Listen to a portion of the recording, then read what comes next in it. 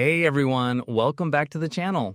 Hi guys, so happy to have you here with us again today. Today's video is really fun. We're explaining confusing English phrases, the ones that don't mean what the words say. These phrases confuse a lot of learners because if you translate word by word, nothing makes sense. But don't worry, we're going to make it easy today. Welcome back everyone, I'm David. And I'm Emma, and let's start with phrase number 1. Break a leg. This does not mean hurt your leg, it means good luck. We say this before a show, a performance, or a big event. For example, you have a big presentation today. Break a leg. It means, I hope it goes well for you. Let's practice. Say it with me. Break a leg. Break a leg. Simple, and now you know what it really means. Phrase number 2. It's a piece of cake. This doesn't mean real cake. It means something is very easy. Don't worry about the test. It's a piece of cake. Let's practice. This is a piece of cake. Try it with me. This is a piece of cake, meaning this is very easy. Phrase number 3. It's raining cats and dogs. No animals falling from the sky. This means it's raining very, very hard. For example, I can't go outside. It's raining cats and dogs. Let's practice. It's raining cats and dogs, meaning heavy, strong rain. Phrase number 4. That costs an arm and a leg. This doesn't mean you pay with body parts. It means something is very, very expensive. That new phone costs an arm and a leg. Let's practice. Say it with me. It costs an arm and a leg, meaning it's very expensive.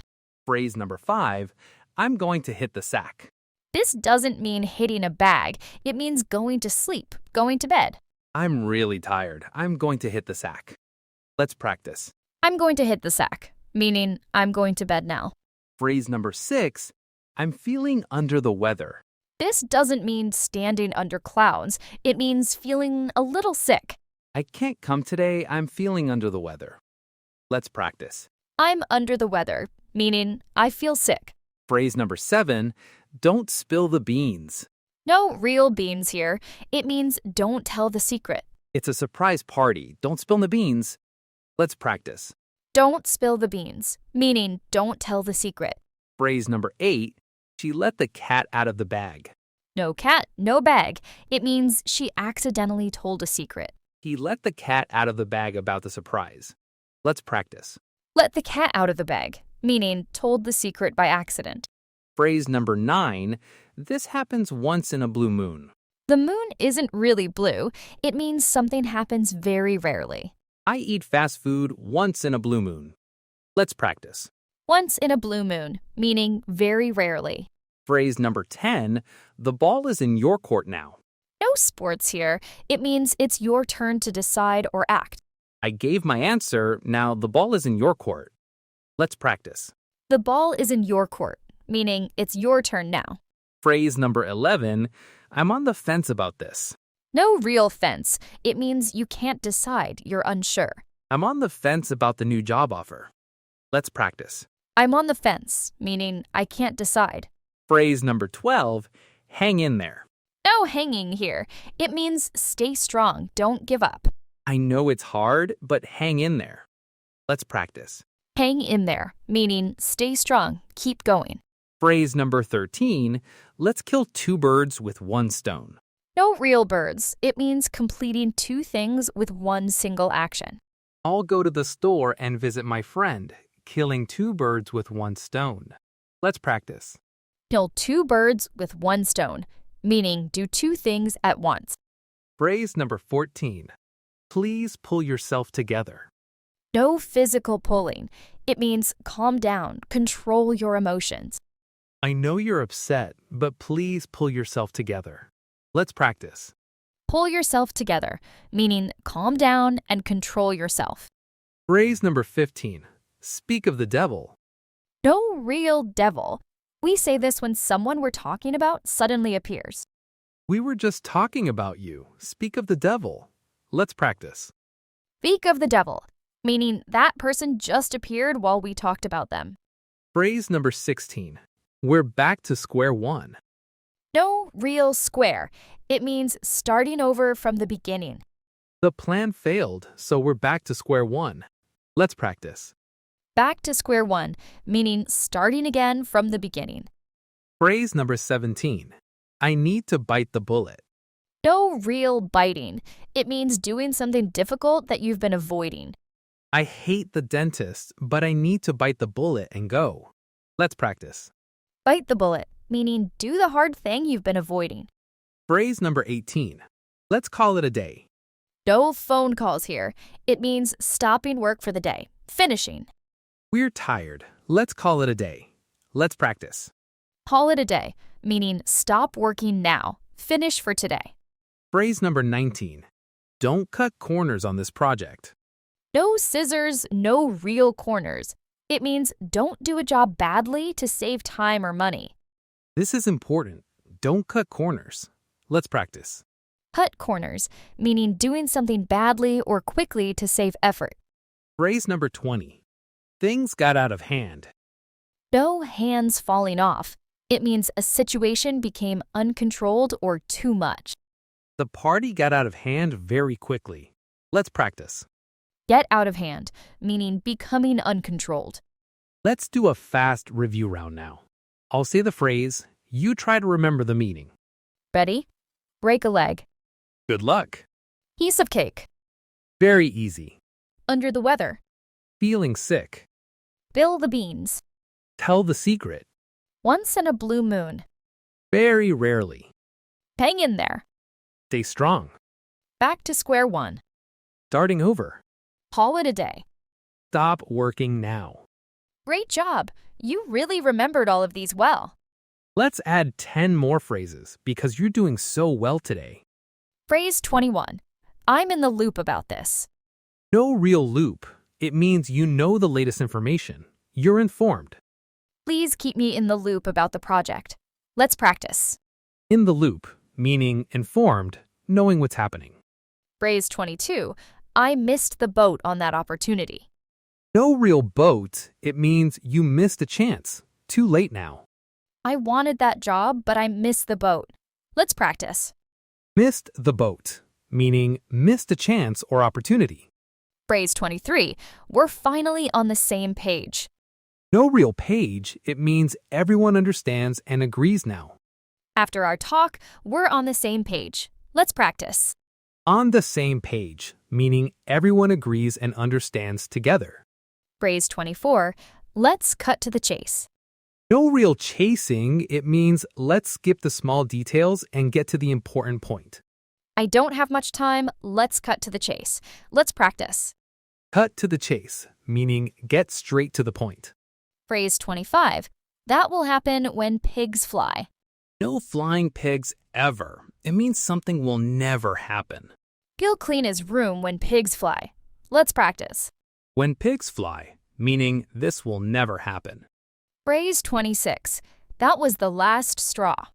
No real straw here. It means the final small problem that makes you finally react. He was late again. That was the last straw for me. Let's practice. The last straw, meaning the final problem that makes you finally react. Phrase 27. The plan is still up in the air. Nothing is really floating. It means the plan isn't decided yet, still uncertain. Our vacation plans are still up in the air. Let's practice. Up in the air, meaning not decided yet. Phrase 28. Your guess is as good as mine. This means I don't know either. Nobody really knows the answer. Why is the bus late? Your guess is as good as mine. Let's practice. Your guess is as good as mine, meaning I don't know either. Phrase 39. Let's sit tight and wait. No physical tightness. It means wait patiently. Don't act yet. We don't have news yet. Let's just sit tight. Let's practice.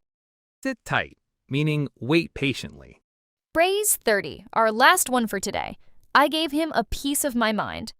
No real piece of a brain. It means telling someone honestly and often angrily what you think. He was so rude, I gave him a piece of my mind. Let's practice. A piece of my mind, meaning telling someone honestly what you really think.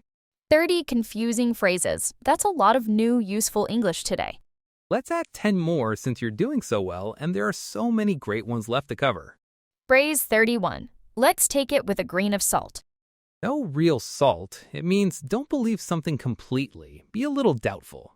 You said it's true, but take it with a grain of salt. Let's practice. take it with a grain of salt, meaning don't fully believe it. Phrase 32. I'm feeling a bit blue today. Not really the color, it means feeling sad. I don't know why, I'm just feeling blue today. Let's practice. Feeling blue, meaning feeling sad. Phrase 33. Let's get down to business. No literal getting down, it means let's stop talking casually and start the real work. Okay, everyone, let's get down to business. Let's practice. Get down to business, meaning start the serious work now. Phrase 34. That's the best thing since sliced bread. No real bread here, it means something is really wonderful, a great invention or idea. This new app is the best thing since sliced bread. Let's practice. Best thing since sliced bread, meaning something really excellent. Phrase 35. I'm all ears. No extra ears, it means I'm listening carefully. Please tell me. Tell me what happened. I'm all ears. Let's practice. I'm all ears, meaning I'm listening carefully. Phrase 36. It's not rocket science. No real rockets, it means something isn't very complicated or difficult. Cooking pasta isn't rocket science. Let's practice. Not rocket science, meaning not very difficult. Phrase 37. Let's touch base next week. No physical touching, no bases. It means let's talk again briefly soon. I'll touch base with you next week about the plan. Let's practice. Touch base, meaning talk again soon, briefly.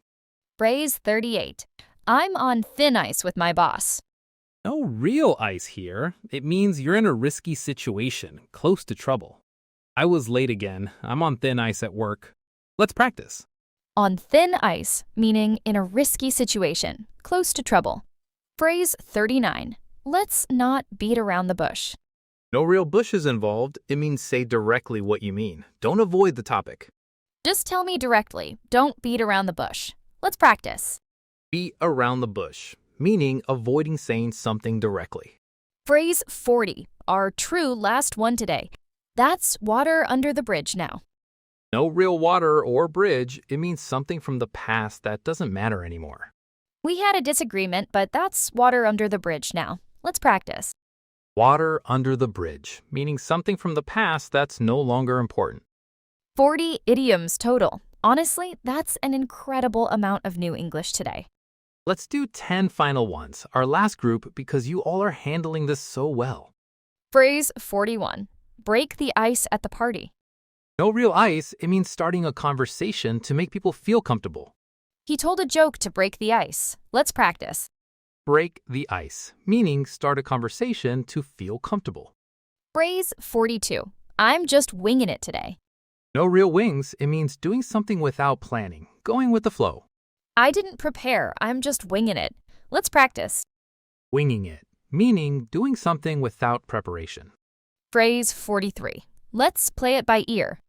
No real ears listening to a plan, it means deciding as things happen, no fixed plan. We don't have a schedule, let's just play it by ear. Let's practice. Play it by ear, meaning decide as you go, no fixed plan. Phrase 44. I'm feeling a little off today. This means not feeling quite normal, maybe slightly sick or in a strange mood. I don't know why, I'm feeling a bit off today. Let's practice. Feeling off, meaning not feeling completely normal. Phrase 45. Let's give it a shot. No real shooting, it means let's try it, attempt it. I've never cooked this before, but let's give it a shot. Let's practice. Give it a shot, meaning let's try it. Phrase 46. That's a long shot. Still no real shooting, it means something unlikely to succeed, but still possible. Winning the lottery is a long shot, but I'll try. Let's practice. A long shot, meaning unlikely but possible. Phrase 47. I need to think outside the box. No real box involved, it means thinking creatively, differently from usual. We need a new idea. Let's think outside the box. Let's practice. Think outside the box, meaning think creatively, differently. Phrase 48. Let's wrap things up. No real wrapping paper, it means finishing something, ending it. It's getting late. Let's wrap things up. Let's practice. Wrap things up, meaning finish, end something. Phrase 49. I'm keeping my fingers crossed. No real crossing fingers needed for luck, but we do it anyway. It means hoping for good luck. I have an interview tomorrow. Keep your fingers crossed for me. Let's practice. Fingers crossed, meaning hoping for good luck. Phrase 50, our final phrase for today. That's a whole different ballgame. No real sports here, it means a completely different situation than expected. Cooking for 2 is easy, but cooking for 20 is a whole different ballgame. Let's practice. A whole different ballgame, meaning a completely different, often harder situation. 50 idioms. We genuinely covered so much today. I'm impressed with all of you for staying with us this whole time. Let's talk about why English has so many phrases like this, because I think it's genuinely interesting. These are called idioms. Every language has idioms, phrases that don't mean they're literal words. It's not just English being difficult on purpose. Native speakers use idioms constantly without even thinking about it. That's actually why they can be so confusing for learners, because they're used so naturally and quickly. A lot of idioms actually come from very old stories, jobs, or daily life from hundreds of years ago. Bite the bullet, for example, comes from old times when soldiers bit on a bullet during painful medical treatment because there was no other pain relief available. And break the ice comes from old ships which literally had to break through ice on frozen rivers to start moving again. The phrase stuck around, even though we don't break real ice anymore. Learning a little bit of history behind idioms can actually make them much easier and more interesting to remember, instead of just memorizing random phrases with no connection. The best way to learn idioms isn't memorizing a huge list all at once. It's learning a few at a time and noticing them when you hear them in real shows, songs, or conversations. Let's talk about a simple practice method too. Pick 3 idioms from today and try to use each one in a real sentence about your own life today.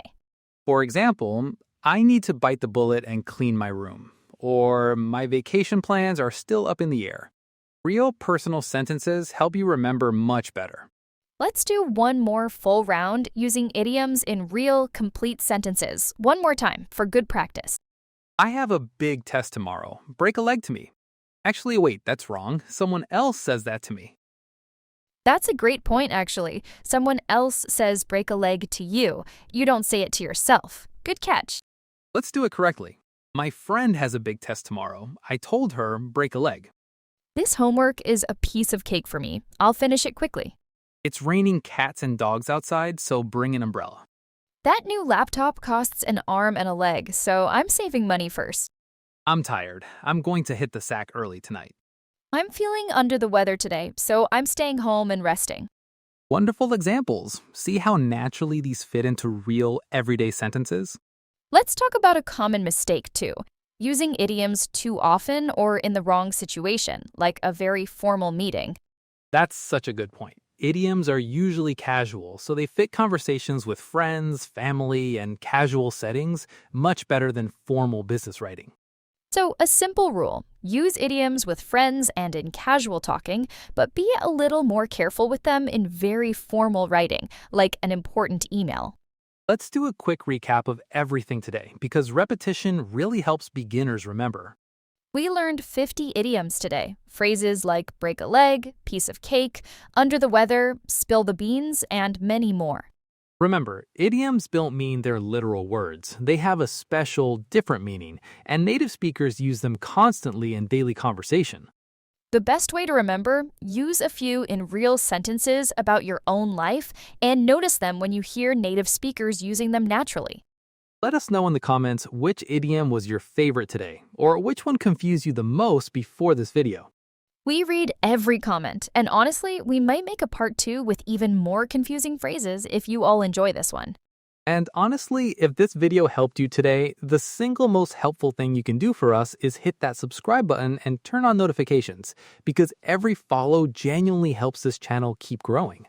The more of you who support us by subscribing, liking, and sharing this with a friend who's also learning English, the more resources we have to keep making simple, fun videos like this one, made specially for beginners just like you. So if you found this helpful, take 2 seconds right now, hit subscribe, tap that bell, and share this with someone who needs it too. It genuinely makes a difference, and it's the reason we can keep making these videos for you. Thank you so much for being here today. We'll see you in the next. Hey everyone, welcome back to the channel. Hi guys, so happy to have you here with us again today. Today's video is for beginners. If you're new to English, this video is for you. We're going to learn how to introduce yourself in English. Simple words, easy sentences, and a little fun too. Welcome back everyone. I'm David. And I'm Emma, and by the end of this video, you'll know exactly what to say when you meet someone new. Let's start with the most basic part, your name. There are two easy ways to say your name. My name is Emma, or I'm Emma. Both are correct, both are simple. My name is David, or I'm David. See? Easy. A lot of learners think they need a long, fancy sentence. You don't. Short and clear is perfect. Let's add the next part, where you're from. I'm from Spain. I'm from Japan. I'm from Brazil. Just the country name after I'm from. Or you can say your city. I'm from Tokyo. I'm from Madrid. Both work fine. Let's put it together. Hi, my name is Emma. I'm from London. See how simple that is? Let's try mine. Hi, I'm David. I'm from New York. Two short sentences. That's a real introduction already. Let's add one more piece, your job or what you do. I'm a teacher. I'm a student. I'm an engineer. Just I'm a plus your job. Small tip here. Some jobs start with a vowel sound, so we say an instead of a. I'm an engineer. I'm an artist. Listen for that little an sound. Let's build a full introduction now. Hi, my name is David. I'm from New York. I'm a teacher. 3 simple sentences. That's really all you need for a strong, confident first introduction. Let's talk about hobbies now, because this makes conversation more interesting. I like music. I like cooking. I like football. Just I like plus the thing you enjoy. You can also say, in my free time, I like to read, or simply, I love traveling. These small additions make you sound warm and friendly, not just like you're reading a form. Let's practice a full introduction together, step by step, out loud. Ready? Ready. Hi, my name is Emma. I'm from London. I'm a teacher. I like music and cooking. See, 4 short lines, easy words, and it already sounds confident and friendly. Let's talk about something really important now. Confidence isn't about perfect grammar. It's about how you speak. This is true. Speak slowly. Speak clearly. Smile. These things matter more than perfect grammar, especially at the beginning. If you make a small mistake, that's okay. Nobody expects perfect English from a beginner, and most people are kind and patient. Let's talk about eye contact and body language too, because this is part of sounding confident, even before you say a single word. Look at the person's eyes, not the floor. Stand up straight. A small smile goes a long way. These small things say, I am confident, even if your English is still simple. Confidence isn't about big words. It's about your energy. Let's learn some useful questions too, because introductions go both ways. You'll want to ask questions back. What's your name? Where are you from? What do you do? These are the same questions, just asking, not telling. Simple structure. If you can say, I'm from Spain, you can understand, where are you from? Same words, different order. Let's practice a short conversation with both people talking. I'll start. Okay, go ahead. Hi, my name is Emma. What's your name? Hi, Emma. I'm David. Nice to meet you. Nice to meet you too. Where are you from? I'm from New York. And you? I'm from London. What do you do, David? I'm a teacher. What about you? I'm a teacher too. What do you like to do in your free time? I like music and reading. What about you? I like cooking and traveling. It was really nice talking to you. It was nice talking to you too. See, that whole conversation used very simple words. Simple but real and completely natural. Let's talk about a few small phrases that make a big difference. Nice to meet you. This is very important and very common. You say it right after someone tells you their name. Nice to meet you, David. Simple, polite, and every native speaker uses it constantly. Another useful phrase, how are you? And the easy answer, I'm good, thank you, and you? Remember, you don't need a long answer. Good, thanks is perfectly normal and completely natural. Let's talk about introducing yourself in a text message or a chat app too, because this is really common now, and it's a little different from speaking. In a message, we often start a bit more casually. Hey, I'm Emma. Nice to meet you. The word hey instead of hello feels friendly and relaxed in written messages. You can also add a small emoji if it feels natural to you. A simple smile emoji after nice to meet you adds warmth, the same way a smile does in person. If it's a work chat, a little more formal works better. Hi, my name is David. I'm the new team member joining this week. Simple, clear, and professional. Let's also cover a few common questions people often ask beginners, so you're ready for them. How long have you been learning English? A simple answer works great here. I've been learning for 6 months, or about a year now. Do you speak any other languages? Yes, I speak Spanish and a little French. Just list the languages, simple and clear. What brought you here? This could mean the city, the event, or even the conversation itself. I moved here for work. I'm here for a friend's wedding. Short, honest answers work perfectly. Let's talk about age too, because sometimes this comes up naturally, especially with new friends. I'm 25 years old. Or simply, I'm 25. Both are correct, and the second one is even more common in casual conversation. You don't have to share your age if you don't want to, of course, but it's good to know how to say it if the question comes up naturally. Let's talk about where you study too if you're a student, because this is very common in introductions. I study English. I study at the university.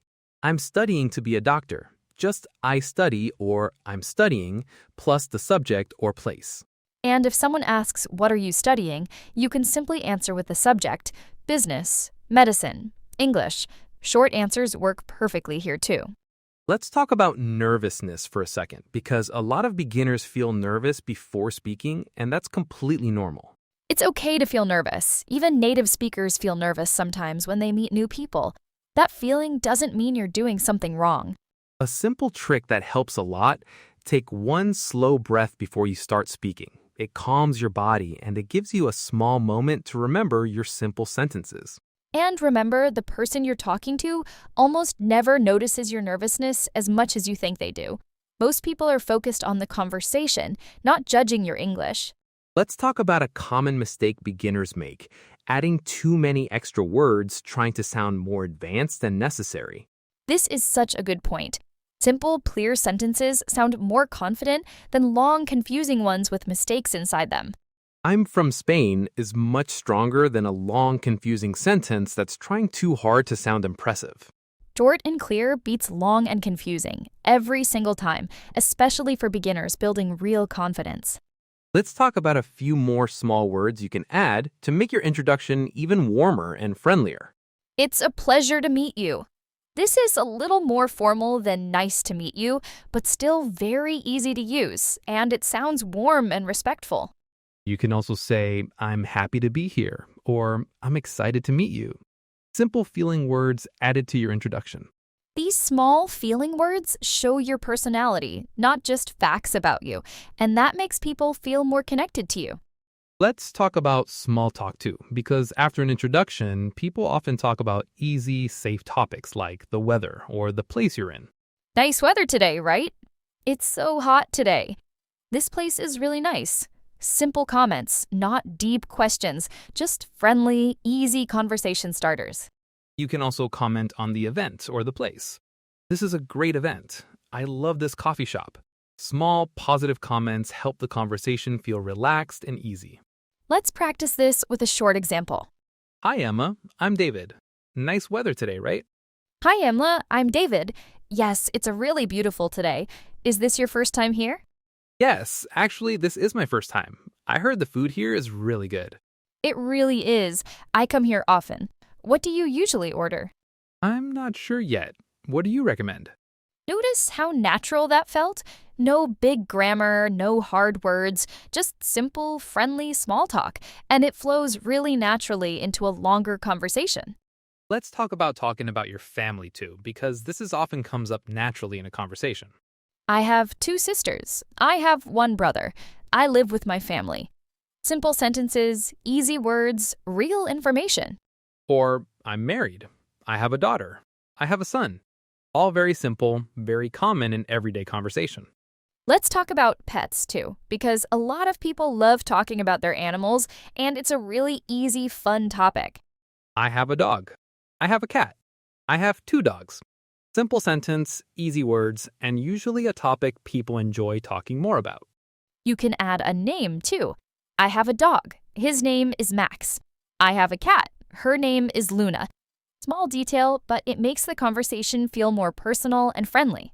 Let's talk about favorite things too, because this is another easy, fun way to share more about yourself.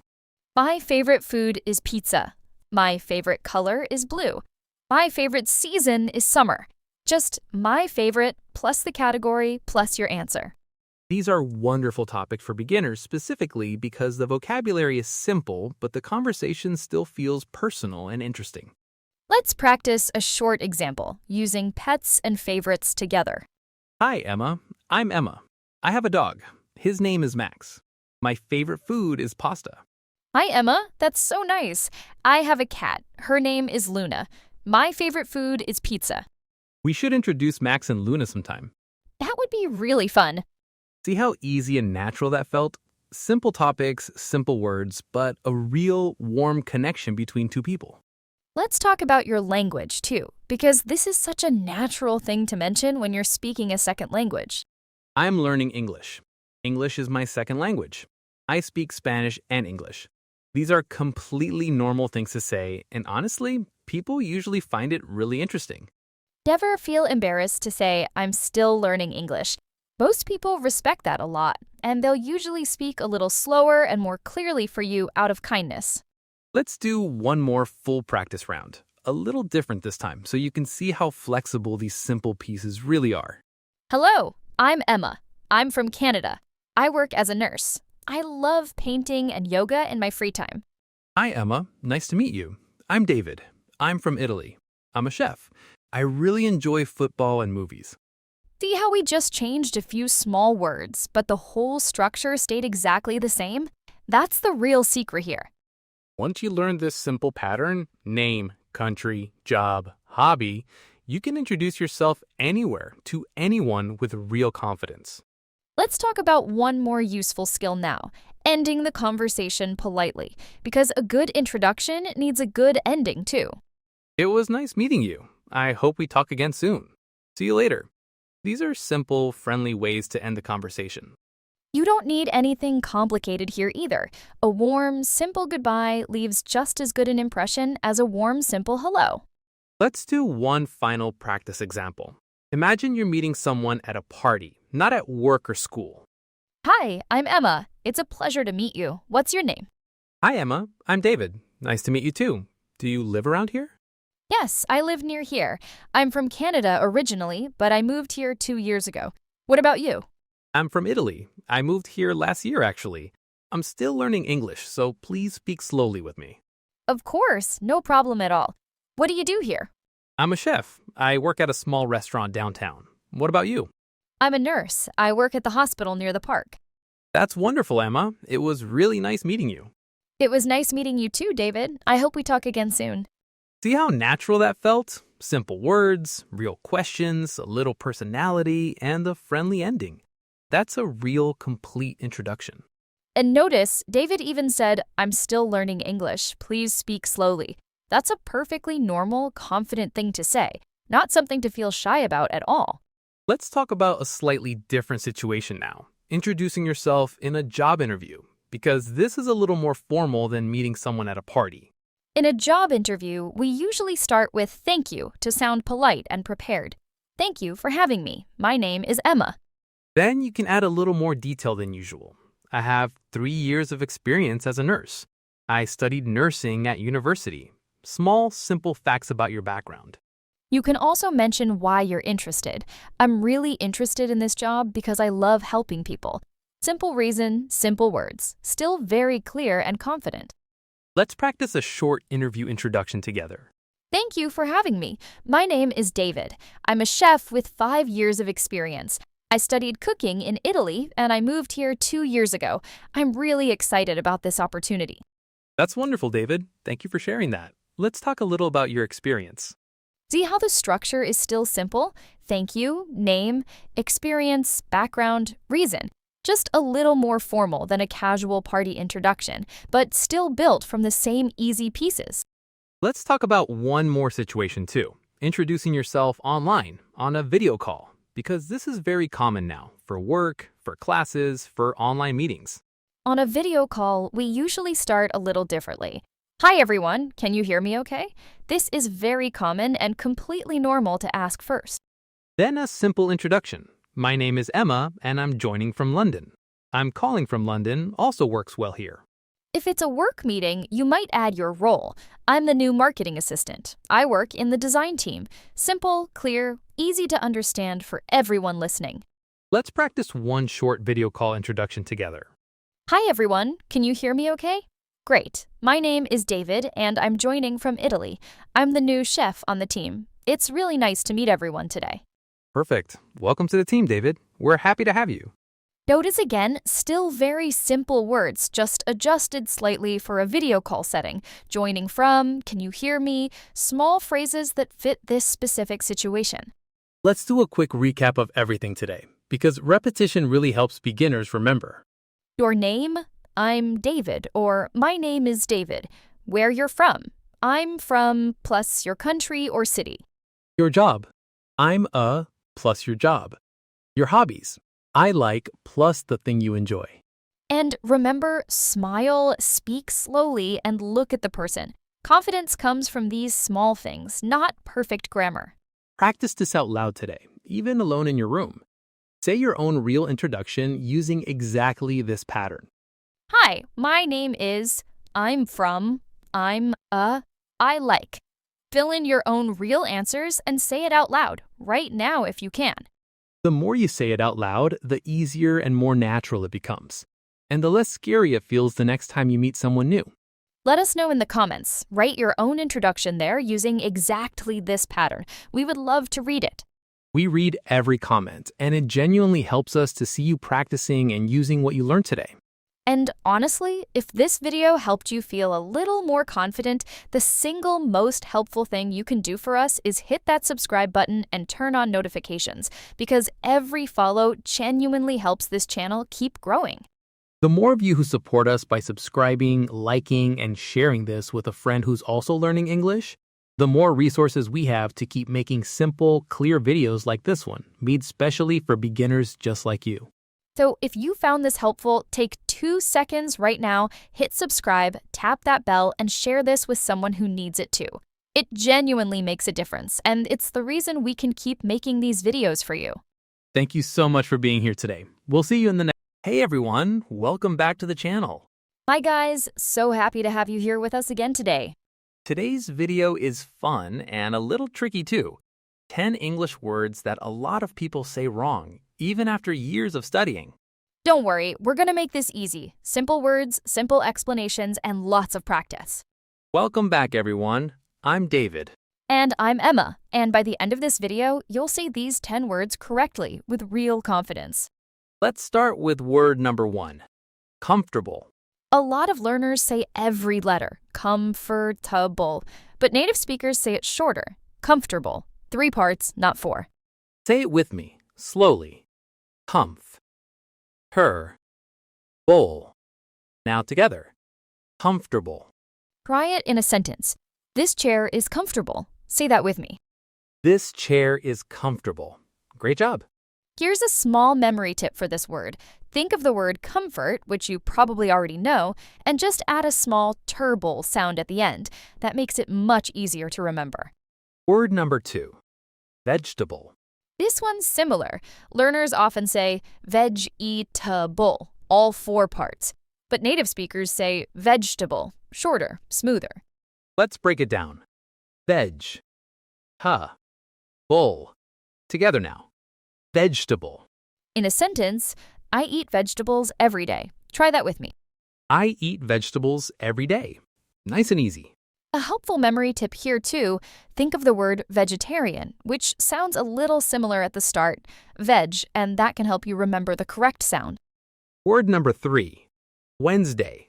This word looks confusing because of the letters, but the sound is actually simple. We don't say the first D. Wednesday becomes Wednesday. Let's practice. Wens. Day. Together. Wednesday. In a sentence, I have class on Wednesday. Try it with me. I have class on Wednesday. See? Much easier than it looks written down. A fun way to remember this, think of it as 2 words joined together, Wens plus day, and just forget about that silent D completely when you speak. Word number 4. Island. This word has a silent S. We don't hear it at all. I land, not Iceland. Let's practice. I. land. Together. Island. In a sentence, I want to visit an island. Try it. I want to visit an island. Perfect. Memory tip here, just think I plus land, like your eye is looking at land in the ocean. That little picture in your head can help the sound stick. Word number 5. Clothes. This one's tricky because of the th and s together. A lot of learners say every sound clearly, clothe this, but native speakers often blend it into something closer to close. Let's practice. Close. Just one smooth sound. Try it. Close. In a sentence, I need to buy new clothes. Try it with me. I need to buy new clothes. Great. Word number 6, iron. This word looks like it should sound like iron, but it doesn't. We say iron. The O almost disappears. Let's practice. I, earn. Together, iron. In a sentence, I need to iron my shirt. Try it. I need to iron my shirt. Perfect. Well done. A simple memory tip for this one. Just remember I plus earn like two small pieces and skip the on sound you might expect from the spelling. Word number 7, recipe. A lot of learners pronounce the last part like pipe, recipe, but it's actually softer, recipe. Let's practice. Re, sa, p. Together, recipe. In a sentence, this is my favorite recipe. Try it with me. This is my favorite recipe. Nice job. Word number 8, salmon. This word has a silent L. A lot of learners say salmon, but native speakers say salmon. Let's practice. Sam, un. Together, salmon. In a sentence, I love eating salmon. Try it. I love eating salmon. Excellent. Memory tip. Think of a person's name, Sam, plus a small un sound at the end. Simple picture, easy to remember. Word number 9, world. This one's small but tricky. Some learners add an extra sound between were and erled, but it's just one smooth sound, world. Let's practice. World. One smooth word. Try it with me. World. In a sentence, I want to travel around the world. Try it. I want to travel around the world. Great job. Memory tip. Say it fast, like one quick beat, not two separate parts. That quick single beat is exactly the native sound. Word number 10, our last one, police. A lot of learners put the stress on the first part, police, but native speakers stress the second part, police. Let's practice.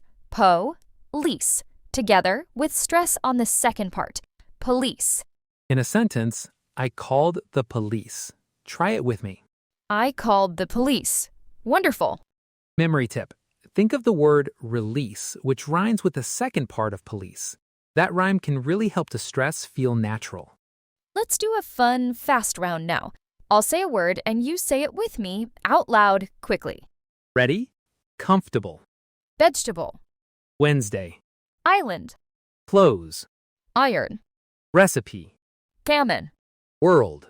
Police. Great job. 10 words all in a row. That's real practice. We actually have 3 bonus words too, because you all did so well. Let's add a little more practice. Bonus word 1. Though. A lot of learners try to say every letter, but it's actually very short.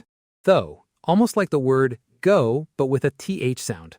Let's practice. So, in a sentence, I like tea, so I prefer coffee. Try it with me. I like tea, though I prefer coffee. Very nice. Bonus word 2. Focus. Some learners put the stress in the wrong place, but it's simple. Focus. Stress on the first part. Let's practice focus. In a sentence, I need to focus on my work. Try it. I need to focus on my work. Great job. Bonus word 3. Hour. This word has a silent H. We say our, exactly like the word for belonging to us. Let's practice. Hour. In a sentence, I'll be there in 1 hour. Try it with me. I'll be there in 1 hour. Wonderful. 13 words total now, all practiced today. Let's add 2 more bonus words too, because these 2 come up so often in daily conversation. Bonus word 4. Wednesday's cousin, February. A lot of learners say every letter here too, February, but native speakers often skip a sound saying February. Let's practice. Feb, you, airy. Together, February. In a sentence, my birthday is in February. Try it with me. My birthday is in February. Very nice. Bonus word 5. Often. Some learners pronounce the T clearly, off-ten, but a lot of native speakers say often with a silent T. Let's practice off, n. Together, often. In a sentence, I often drink tea in the morning. Try it. I often drink tea in the morning. Wonderful. 15 words total, all practiced today. Let's talk about something called minimal pairs because this is a really helpful idea for pronunciation practice. A minimal pair is 2 words that sound almost the same except for one small sound. Practicing these helps your ear and your mouth notice small, important differences. For example, ship and sheep. Same word almost, but a different vowel sound completely changes the meaning. Or live, meaning to be alive, and leave, meaning to go away. Very similar sounds, very different meanings. Practicing pairs like this, saying them one after another, ship, sheep, trains your ear to hear small differences and trains your mouth to make them correctly too. You can find lists of minimal pairs online, and practicing just a few pairs each week is a wonderful addition to the word list we learned today. Let's talk about why English pronunciation is often confusing, because I think understanding this helps a lot. English spelling and English sound don't always match. A letter you see doesn't always mean you hear that exact sound. This confuses learners a lot, and it's completely normal to feel confused by this. There's actually a historical reason for this too. English borrowed words from many different languages over hundreds of years. French, Latin, German, and many more, and each language brought its own spelling patterns with it. So English spelling is really a mix of many different systems, all combined together, which is exactly why the rules feel inconsistent sometimes. It's not you, it's genuinely a messy, mixed language. Knowing this history can actually feel a little comforting because it shows the confusion isn't a personal failure. It's simply how the language developed naturally over a very long time. The best way to learn correct pronunciation isn't just reading words.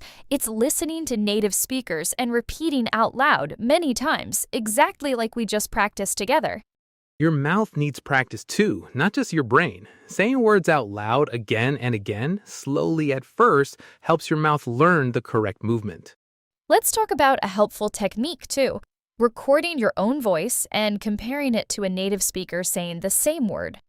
This is such a useful trick. Say the word, record it on your phone, then listen to yourself. It feels a little strange at first, but it really helps you notice the small differences.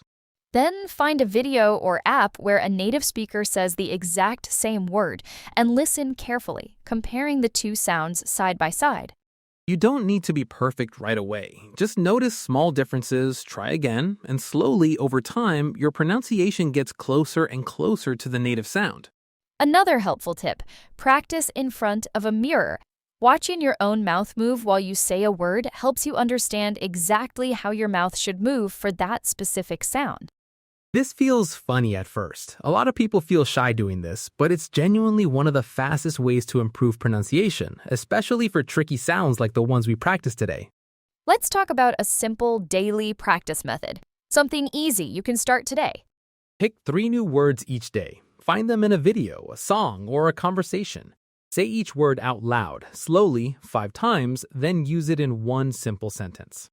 This small, simple habit, just a few minutes a day, builds real, lasting pronunciation improvement over time. Let's do a small quiz now, just for fun, to test what we learned today. I'll describe a word and you try to remember how to say it. Okay, I'm ready. Go ahead. This word has a silent S and means a piece of land surrounded by water. Island, island. Perfect. Next one. This word has a silent L and it's a type of fish.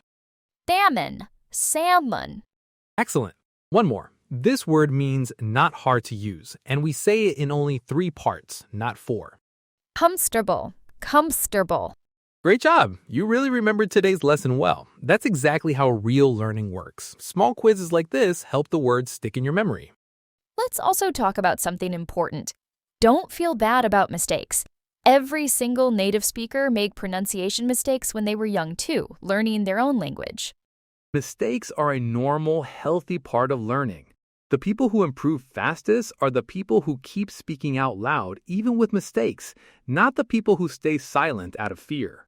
I remember when I was learning my second language, I said a completely wrong word by accident in front of a big group of people, and everyone laughed a little. What happened after that? At first, I felt embarrassed, but then I just laughed too, and someone kindly told me the correct word. And you know what? I never forgot that word again, because the mistake actually helped me remember it better. That's such a good point. Sometimes a mistake followed by a correction teaches you more than reading a word quietly in a book ever could. Exactly. So don't be afraid of saying these 10 words wrong sometimes while you're practicing. Every mistake is actually a small step towards saying it perfectly. Let's do one more full practice round using all 10 words in short, simple sentences one more time for good practice. This chair is comfortable. I eat vegetables every day. I have class on Wednesday. I want to visit an island. I need to buy new clothes. I need to iron my shirt. This is my favorite recipe. I love eating salmon. I want to travel around the world. I called the police. Wonderful. 10 sentences, 10 tricky words, all practiced clearly. Let's talk about something interesting too. Some of these words actually sound a little different depending on the country, American English or British English. That's true. For example, schedule. American speakers often say schedule, while British speakers often say schedule. Both are correct, just regional differences. Or the word vase. Americans often say it like vase, while British speakers often say it like vase. Again, both correct, just regional differences. Don't worry too much about choosing the perfect accent. What matters most is being clear and understood. Both American and British pronunciations are completely normal and correct. A good tip here, pick one accent you enjoy listening to, American, British, Australian, whichever feels most natural to you for now, and focus mainly on that one for now. You can always learn other accents later once you feel comfortable. Trying to learn every accent at the same time right at the beginning can actually feel more confusing than helpful. Let's do a quick recap of everything today, because repetition really helps beginners remember. Comfortable, vegetable, Wednesday, island, clothes, iron, recipe, salmon, world, and police. 10 words that look tricky but sound simple once you know the pattern. Remember, listen carefully, repeat out loud, and don't worry about small mistakes. Your mouth needs practice, just like any new skill. Try saying all 10 words out loud right now, one more time before you finish watching this video. Let us know in the comments which word was the hardest for you and which word you're going to practice this week. We read every comment, and it genuinely helps us to know exactly which words to cover in future videos too. And honestly, if this video helps you today, the single most helpful thing you can do for us is hit that subscribe button and turn on notifications, because every follow genuinely helps this channel keep growing. The more of you who support us by subscribing, liking, and sharing this with a friend who's also learning English, the more resources we have to keep making simple, clear videos like this one made specially for beginners just like you. So if you found this helpful, take 2 seconds right now, hit subscribe, tap that bell, and share this with someone who needs it too. It genuinely makes a difference, and it's the reason we can keep making these videos for you. Thank you so much for being. Hey everyone, welcome back to the channel. Hi guys, so happy to have you here with us again today. You asked for more, so here it is, part 3 of Say This Instead of That. 40 brand new swaps, all different from parts 1 and 2. Same easy format, simple swaps, better words, right away, starting today. Welcome back everyone, I'm David. And I'm Emma, and let's start with swap number 1. Don't say, that's dumb. Say, I'm not sure I agree with that. That's dumb attacks an idea harshly. I'm not sure I agree with that says the same doubt much more kindly. Let's practice. I'm not sure I agree with that, honestly. Try it. I'm not sure I agree with that, honestly. Kind and clear. Swap number 2. Don't say whatever you say. Say, Okay, let's go with your idea this time. Whatever you say can sound sarcastic or annoyed. Okay, let's go with your idea this time sounds supportive and genuine. Let's practice. Okay, let's go with your idea this time. Try it. Okay, let's go with your idea this time. Supportive and warm. Swap number 3. Don't say you're lying. Say I'm having trouble believing that. You're lying is a direct accusation. I'm having trouble believing that expresses doubt more gently. Let's practice. I'm having trouble believing that, honestly. Try it. I'm having trouble believing that, honestly. Honest and calm. Swap number 4. Don't say that's a lame excuse. Say, can you help me understand what happened? That's a lame excuse dismisses the person immediately. Can you help me understand invites real explanation instead. Let's practice. Can you help me understand what happened? Try it. Can you help me understand what happened? Curious and open. Swap number 5. Don't say, I don't feel like it. Say, I'm not really up for it right now. I don't feel like it can sound a bit blunt. I'm not really up for it right now is softer, still honest. Let's practice. I'm not really up for it right now. Maybe later. Try it. I'm not really up for it right now. Maybe later. Soft and honest. Swap number 6. Don't say, you're overthinking this. Say, it sounds like this is really on your mind lately. You're overthinking this dismisses someone's worry. It sounds like this is really on your mind shows understanding instead. Let's practice. It sounds like this is really on your mind lately. Try it. It sounds like this is really on your mind lately. Understanding and warm. Swap number 7. Don't say, that's not my style. Say, I'd probably choose something different. That's not my style can sound a little dismissive of the choice. I'd probably choose something different, but it looks nice is a softer personal opinion. Let's practice. I'd probably choose something different, but it looks nice. Try it. I'd probably choose something different, but it looks nice. Gentle and kind. Swap number 8. Don't say, I'm not paying for that. Say, that's a bit outside my budget right now. I'm not paying for that can sound blunt. That's a bit outside my budget right now explains the reason politely. Let's practice. That's a bit outside my budget right now. Sorry. Try it. That's a bit outside my budget right now. Sorry. Polite and clear. Swap number 9. Don't say, you're being difficult. Say, I feel like we're having trouble agreeing today. You're being difficult blames the other person directly. I feel like we're having trouble agreeing shares the responsibility calmly. Let's practice. I feel like we're having trouble agreeing today. Try it. I feel like we're having trouble agreeing today. Shared and calm. Swap number 10. Don't say, that's the worst idea ever. Say, I have some concerns about this idea. That's the worst idea ever is extreme and hurtful. I have some concerns is honest without exaggeration. Let's practice. I have some concerns about this idea. Can we talk? Try it. I have some concerns about this idea. Can we talk? Honest and calm. 10 swaps done. Let's do a quick review out loud together. That's dumb becomes, I'm not sure I agree with that. You're lying becomes, I'm having trouble believing that. I don't feel like it becomes, I'm not really up for it right now. Great job. Let's keep going. 10 more swaps coming up. Swap number 11. Don't say, I don't respect that. Say, that's not something I would choose to do. I don't respect that can sound judgmental. That's not something I would choose to do is a personal statement, not a judgment of others. Let's practice. That's not something I would choose to do myself. Try it. That's not something I would choose to do myself. Personal and calm. Swap number 12. Don't say, nobody asked you. Say, I appreciate the input, but I've decided already. Nobody asked you is very harsh and dismissive. I appreciate the input, but I've decided already is respectful, still firm. Let's practice. I appreciate the input, but I've decided already. Try it. I appreciate the input, but I've decided already. Respectful and firm. Swap number 13.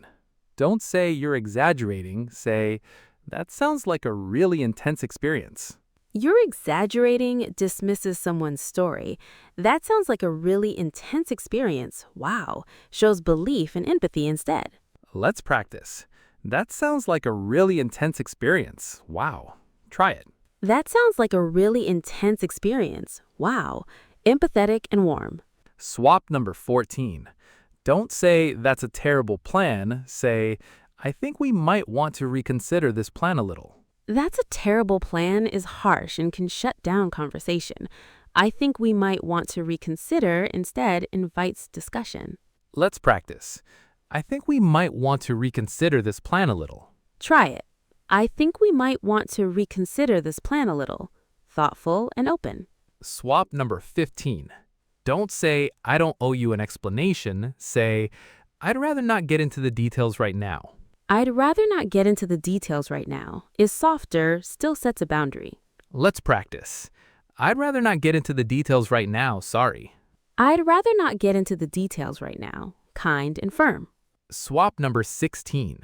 Don't say, I already know that. Say, right, I remember that too. I already know that can sound a little impatient or dismissive. Right, I remember that too. Keeps the conversation warm and collaborative. Let's practice.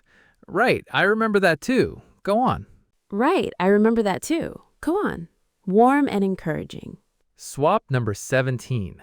Don't say, that's not how it works. Say, actually, I think it works a little differently. Actually, I think it works a little differently. Let me explain. Softens your correction. Let's practice. Actually, I think it works a little differently. Let me explain. Actually, I think it works a little differently. Let me explain. Gentle and helpful. Swap number 18. Don't say, I can't stand this. Say, this is really testing my patience. I can't stand this is very strong. This is really testing my patience is honest, but a little softer and more relatable. Let's practice. This is really testing my patience today, honestly. This is really testing my patience today, honestly. Honest and relatable. Swap number 19. Don't say, you're clueless. Say, I don't think we're on the same page yet. You're clueless is a direct insult. I don't think we're on the same page yet is neutral, focused on understanding, not blame. Let's practice. I don't think we're on the same page yet. Let's talk it through. Try it. I don't think we're on the same page yet. Let's talk it through. Neutral and kind. Swap number 20. Don't say, I'm not doing that again. Say, I think I'll try a different approach next time. I'm not doing that again sounds final and a little frustrated. I think I'll try a different approach next time is hopeful and constructive. Let's practice. I think I'll try a different approach next time, honestly. Try it. I think I'll try a different approach next time, honestly. Hopeful and constructive. 20 new swaps. Let's do a fast review round. Nobody asked you becomes. I appreciate the input, but I've decided already. You're exaggerating becomes. That sounds like a really intense experience. I already know that becomes. Right, I remember that too. Wonderful, you're really getting good at this. Let's keep going. 10 more swaps because there's still so many great ones left. Swap number 21. Don't say, that's ridiculous. Say, that seems a little unusual to me. That's ridiculous is a strong, harsh reaction. That seems a little unusual to me is calmer. Still express a surprise. Let's practice. That seems a little unusual to me, honestly. Try it. That seems a little unusual to me, honestly. Calm and honest. Swap number 22. Don't say, I'm not falling for that. Say, I want to think this through a bit more. I'm not falling for that sounds suspicious and defensive. I want to think this through a bit more is calmer, still cautious. Let's practice. I want to think this through a bit more before deciding. Try it. I want to think this through a bit more before deciding. Cautious and calm. Swap number 23. Don't say you're making excuses. Say, I'd love to understand what's making this hard. You're making excuses is accusatory. I'd love to understand what's making this hard for you is caring and invites real conversation. Let's practice. I'd love to understand what's making this hard for you. Try it. I'd love to understand what's making this hard for you. Caring and open. Swap number 24. Don't say, this is a mess. Say, there's definitely some things to sort out here. This is a mess sounds critical and negative. There's definitely some things to sort out here is calm and constructive. Let's practice. There's definitely some things to sort out here. Let's start. There's definitely some things to sort out here. Let's start. Swap number 25. Don't say, I don't buy that. Say, I'm still a little unsure about that. I don't buy that is a strong expression of disbelief. I'm still a little unsure about that is softer, still honest out. Let's practice. I'm still a little unsure about that. Can you explain more? I'm still a little unsure about that. Can you explain more? Honest and curious. Swap number 26. Don't say, that's a cop-out. Say, I was hoping for a bit more detail there. That's a cop-out is harsh and dismissive. I was hoping for a bit more detail there, politely asks for more without insulting. Let's practice. I was hoping for a bit more detail there, if that's okay. Polite and clear. Swap number 27. Don't say, you're not listening. Say, I want to make sure I'm explaining this clearly. You're not listening blames the other person. I want to make sure I'm explaining this clearly takes responsibility instead. Let's practice. I want to make sure I'm explaining this clearly. Let me try again. Try it. I want to make sure I'm explaining this clearly. Let me try again. Responsible and kind. Swap number 28. Don't say, that's way too much. Say, that's more than I was expecting. That's way too much can sound like a complaint. That's more than I was expecting is neutral, still honest. Let's practice. That's more than I was expecting, honestly. Try it. That's more than I was expecting, honestly. Neutral and honest. Swap number 29. Don't say, I'm not in the mood. Say, I could use a little time before we talk about this. I'm not in the mood can sound abrupt.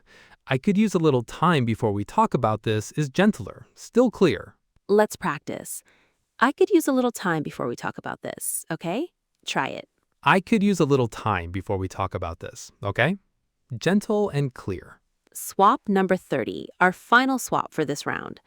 Don't say, that's a bad habit. Say, I've noticed that happens sometimes. That's a bad habit labels a person negatively. I've noticed that happens sometimes is observational, kinder, less judgmental. Let's practice. I've noticed that happens sometimes. Just wanted to mention it. Try it. I've noticed that happens sometimes. Just wanted to mention it. Gentle and observational. 30 new swaps. That's a huge amount of kind, useful English today. Let's do 10 truly final ones, since you've made it this far with us, and there are some really great swaps left. Swap number 31. Don't say, I already said no. Say, my answer is still the same. Sorry about that. I already said no can sound impatient.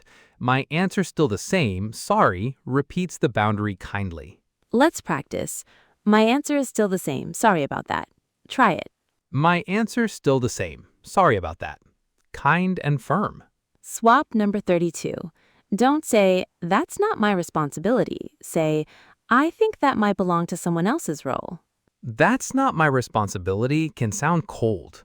I think that might belong to someone else's role, actually, is thoughtful, still clear.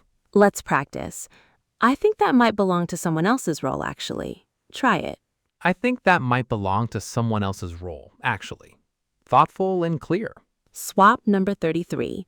Don't say, you're being paranoid. Say, I understand why you might feel worried.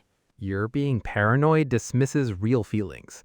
I understand why you might feel worried validates the emotion instead. Let's practice. I understand why you might feel worried about this. Try it. I understand why you might feel worried about this. Validating and warm. Swap number 34. Don't say, I don't see the point. Say, can you help me understand the goal here? I don't see the point can sound dismissive. Can you help me understand the goal here invites clarity instead. Let's practice. Can you help me understand the goal here? Try it. Can you help me understand the goal here? Curious and open. Swap number 35. Don't say, that's not acceptable. Say, I need this to be handled a little differently. That's not acceptable sounds harsh, even if the concern is valid. I need this handled differently is firm but respectful. Let's practice. I need this to be handled a little differently, please. Try it. I need this handled a little differently, please. Firm and respectful. Swap number 36. Don't say, you never help. Say, I could really use some more support lately. You never help is an exaggeration and an accusation. I could really use some more support lately is honest, without blame. Let's practice. I could really use some more support lately, honestly. Try it. I could really use some more support lately, honestly. Honest and gentle. Swap number 37. Don't say, that's your opinion. Say, I see it a little differently, but I understand your view. That's your opinion can sound dismissive, even sarcastic. I see it a little differently, but I understand your view, respectful of both sides. Let's practice. I see it a little differently, but I understand your view. Try it. I see it a little differently, but I understand your view, respectful of both sides. Swap number 38. Don't say, I regret telling you that. Say, I probably should have kept that private. I regret telling you that can sound like it blames the listener. I probably should have kept that private takes full responsibility instead. Let's practice. I probably should have kept that private, honestly. Try it. I probably should have kept that private, honestly. Responsible and honest. Swap number 39. Don't say, you're impossible to please. Say, I want to understand what would work better for you. You're impossible to please is harsh and frustrated. I want to understand what would work better for you is caring and constructive. Let's practice. I want to understand what would work better for you. Try it. I want to understand what would work better for you. Caring and constructive. Swap number 40, our true final swap of the entire video. Don't say, I'm not changing my mind. Say, I feel strongly about this, but I'm open to hearing more. I'm not changing my mind. It sounds closed off completely. I feel strongly about this, but I'm open to hearing more. Is firm, yet still open to conversation. Let's practice. I feel strongly about this, but I'm open to hearing more. Try it.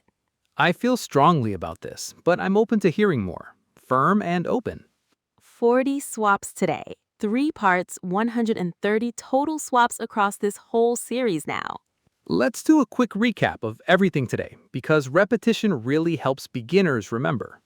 We learned 40 new swaps today. That's dumb to, I'm not sure I agree with that. You're lying to, I'm having trouble believing that. Calm down style swaps for tense moments, and many, many more. Remember, these swaps aren't about hiding your honesty. They're about expressing it warmly, in a way that sounds natural and kind. The best way to remember them? Pick a few, use them this week in real conversations, and notice how differently people respond to you.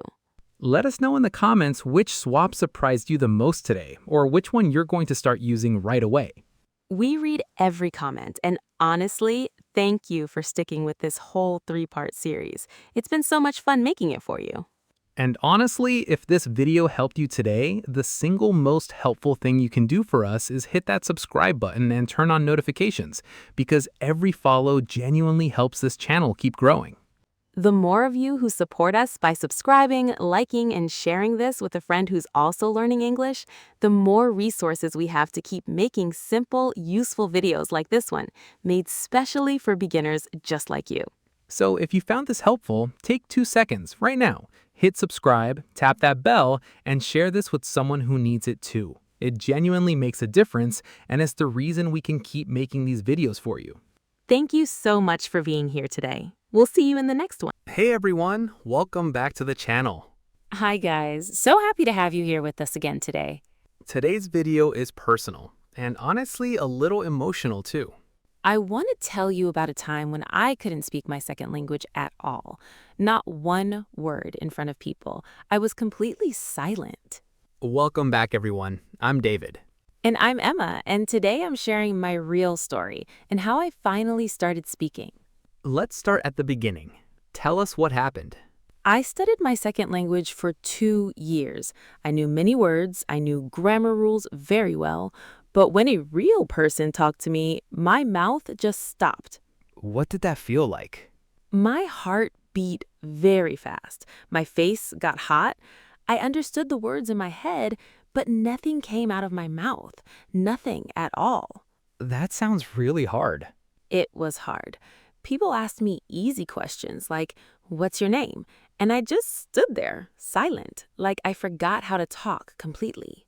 Why do you think this happened? I think I was scared of making mistakes. I thought, if I speak wrong, people will laugh at me. So my brain said, don't speak. It's safer to stay quiet. That fear is so common. A lot of learners feel exactly this way. Yes, and it doesn't feel small when you're inside it. It feels huge, like a wall in front of you. What was a normal day like for you back then? I would study alone, at home, every day. Books, apps, videos. I was a very good student, alone in my room. But outside your room? Outside, I said nothing.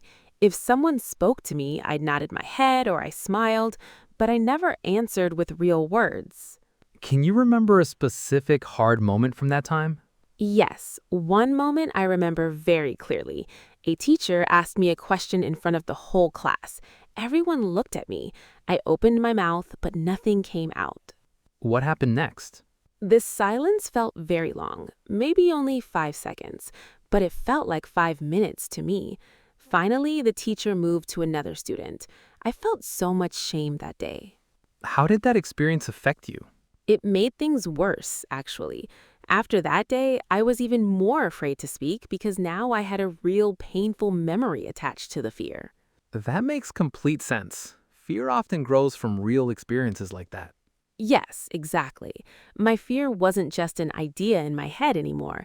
It had a real memory behind it now, and that made it feel even stronger. How long did this continue? Almost 1 full year. 1 year of studying hard but staying silent in real life. That must have felt very frustrating. It was so frustrating. I knew so many words, but the words stayed stuck inside me like a locked door. Did anyone around you notice the struggle?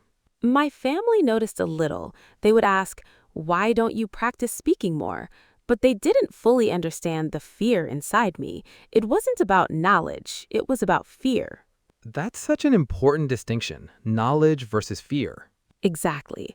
I had the knowledge already. What I didn't have was the courage to use it out loud in front of real people. What finally changed? What was the moment? One day, a kind woman at a small shop asked me a simple question, "How are you today?" And what happened? My brain froze, like always, but this time, instead of staying silent, I said one small word, "Good." Just one word? Just one word, but that one word felt huge to me. My heart was beating so fast, but I did it. I spoke. What did she respond? She just smiled and said, "That's nice." She didn't laugh. She didn't judge me. She was simply kind. What did that moment teach you? It taught me something very important. People are not waiting to judge you. Most people are kind and they want you to succeed. That's such a powerful lesson. It really is. After that day, I started saying small words more often. Yes. Thank you. Okay. Small words, every day. Did it feel easier after that first time? A little easier, yes.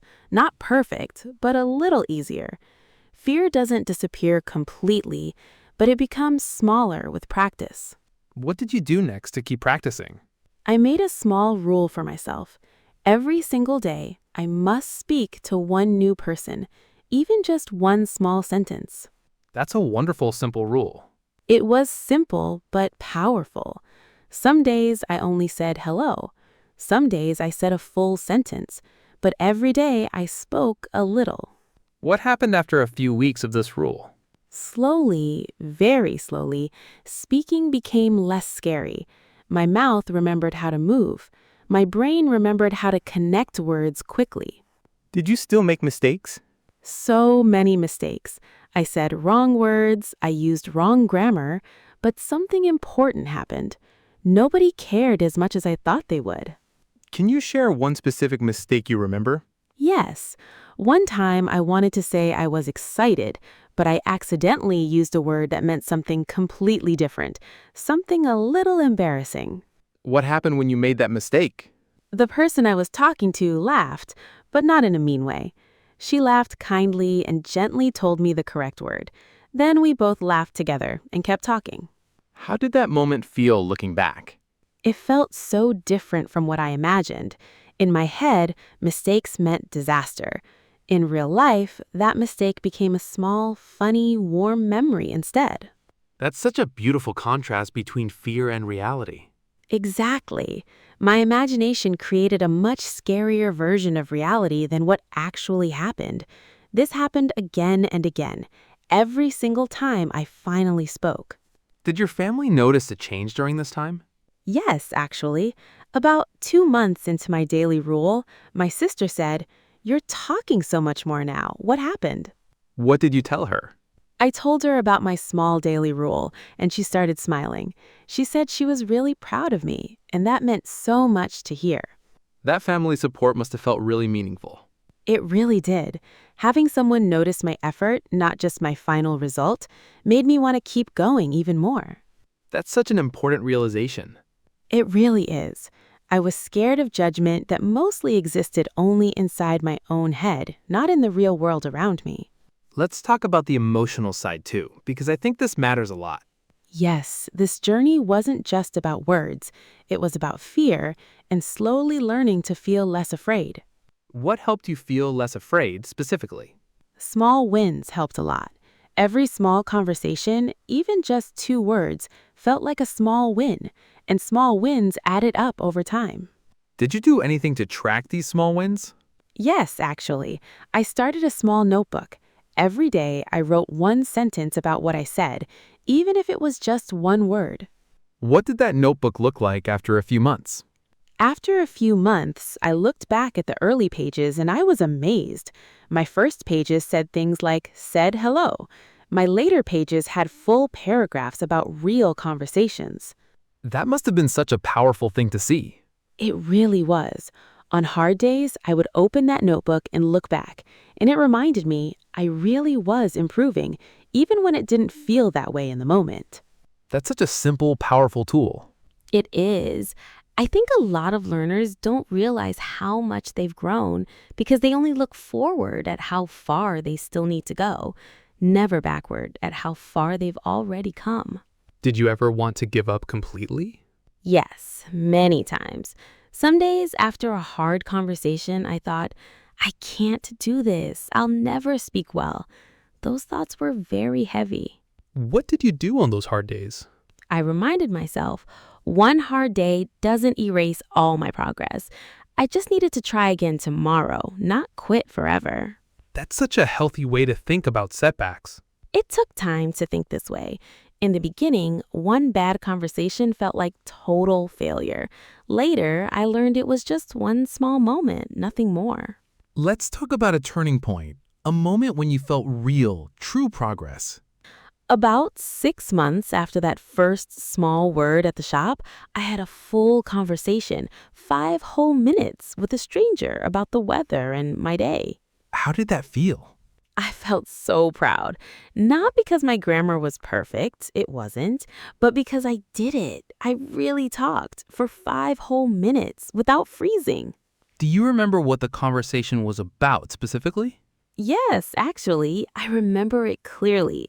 We talked about how cold the weather was, and she asked me what season I liked best. I said, I'd like autumn because the colors are beautiful. That's a real, natural sentence with real meaning behind it. It was. And in that moment, I wasn't thinking about grammar at all. I was just thinking about autumn and sharing my real feeling with another person. That sounds like a huge shift from fear to genuine connection. It really was. For the first time, English felt like a tool for real connection, not just a subject to study alone in my room. That's such a beautiful moment. It was. I remember walking home that day feeling like a different person, someone who could actually speak this language. What would you say to someone watching this right now, someone who feels exactly like you felt before? I would say, your silence today is not your future. It's just where you are right now, not where you'll stay forever. That's such powerful, encouraging advice. And I would say, start incredibly small. 1 word, yes, hello, thanks. You don't need a perfect sentence to start. You just need 1 small word, today. Let's talk practical steps too, for anyone watching who wants to start their own journey today. First step, choose one small word or phrase you can say today to anyone, even a stranger. Hello. Thank you. Just one. Second step? Second step, remember that people are mostly kind. That woman at the shop didn't judge me. Most people are simply focused on their own lives, not judging your grammar. Third step. Third step, expect mistakes and let them happen. Mistakes are not failure. Mistakes are proof that you're actually trying, actually growing. Fourth step? Fourth step, celebrate small wins. One word today, 2 words tomorrow, a full sentence next week. Every small step matters, truly. Is there a fifth step too? Yes, fifth step, be patient and kind with yourself. This journey isn't fast for anyone. It takes real time, and that's completely okay. How long do you think it takes, roughly, for someone to go from silence to comfortable speaking? It's different for everyone, but for me, it was about 1 year total. Some people are faster, some people are slower, and both are completely normal. That's such an honest, realistic timeline to share. I think honesty matters here. If I had known it would take a full year, I might have felt less pressure to rush and more patience with my own progress. That's such a clear, simple plan. It really is simple. Simple, but it works. It worked for me, and I believe it can work for you too. Let's do a quick recap of everything today, because repetition really helps beginners remember. I was silent for almost 1 year, scared of mistakes and judgment. One small word, good, at a small shop started everything. After that, a simple daily rule. Speak to one new person every day. Slowly built real confidence over time. Mistakes happened constantly, but people were kinder than I expected, and small wins added together created real, true progress. And most importantly, silence today doesn't mean silence forever. Change is always possible, one small word at a time. If you're feeling stuck in silence right now, just like I was, please know this feeling can change. It changed for me, and it can change for you too. Here's a small challenge for you today. Right now, before this video ends, say one word out loud in English, right where you're sitting. It doesn't matter what word. Hello? Yes? Today? Just say it out loud right now. That's exactly how my whole journey started too, with just one small word. That tiny action today could be the very beginning of your own story, just like it was the beginning of mine. Let us know in the comments if you've ever felt this way, completely silent, even with real knowledge inside you. We read every comment, and honestly, hearing your stories helps us understand exactly how to help you better. And honestly, if this story helped you today, the single most helpful thing you can do for us is hit that subscribe button and turn on notifications, because every follow genuinely helps this channel keep growing. The more of you who support us by subscribing, liking, and sharing this with a friend who's also learning English, the more resources we have to keep making honest, helpful videos like this one, made specially for beginners just like you. So if you found this helpful, take 2 seconds right now, hit subscribe, tap that bell, and share this with someone who needs it too. It genuinely makes a difference, and it's the reason we can keep making these videos for you. Thank you so much for being here today and for listening to my story. Hey everyone, welcome back to the channel. Hi guys, so happy to have you here with us again today. Today's story is mine, and it's a hard one to tell, but an important one. David, tell everyone what happened. Start from the beginning. Years ago, I had a really good job. I was doing well. Then, one day, everything changed because of English. Welcome back, everyone. I'm Emma. And I'm David, and today I'm sharing my real story with all of you. Let's start at the beginning. What was your English level back then? Very basic. I could read some English, I could write simple sentences, but speaking, almost nothing. Why didn't you learn to speak earlier? I thought I didn't need it. My job was in my home country. I never imagined English would matter so much. What kind of work were you doing at that time? I worked in operations, managing a team, solving daily problems. It was work I was genuinely good at, work I felt proud of. How many years had you worked at this company? Almost 7 years. I had built real trust there, real relationships. I felt secure, like this job was simply part of who I was. What happened that changed everything? My company got a new international client. Suddenly, meetings were in English, emails were in English. Everything changed overnight. How did you first hear about this change? My manager sent an email announcing the new client and mentioning that our team would now work directly with English-speaking partners. How did you feel when you heard this news? I felt real fear, cold fear in my stomach. I knew I couldn't do this job the same way anymore. What was going through your mind during that meeting? I kept thinking, say something, anything, but my mouth wouldn't move. I just nodded again and again, hoping nobody noticed how lost I felt. Did anyone notice, do you think? Looking back, I think people noticed a little, but at the time, I felt like everyone could see my fear clearly, like it was written on my face. How did your boss react? After the meeting, my boss called me into his office. He looked worried, not angry, just worried. What did he say to you? He said, "We need you to communicate with the new clients. If you can't, we may need someone else in this role." How did you respond to him in that moment? Honestly, I said very little.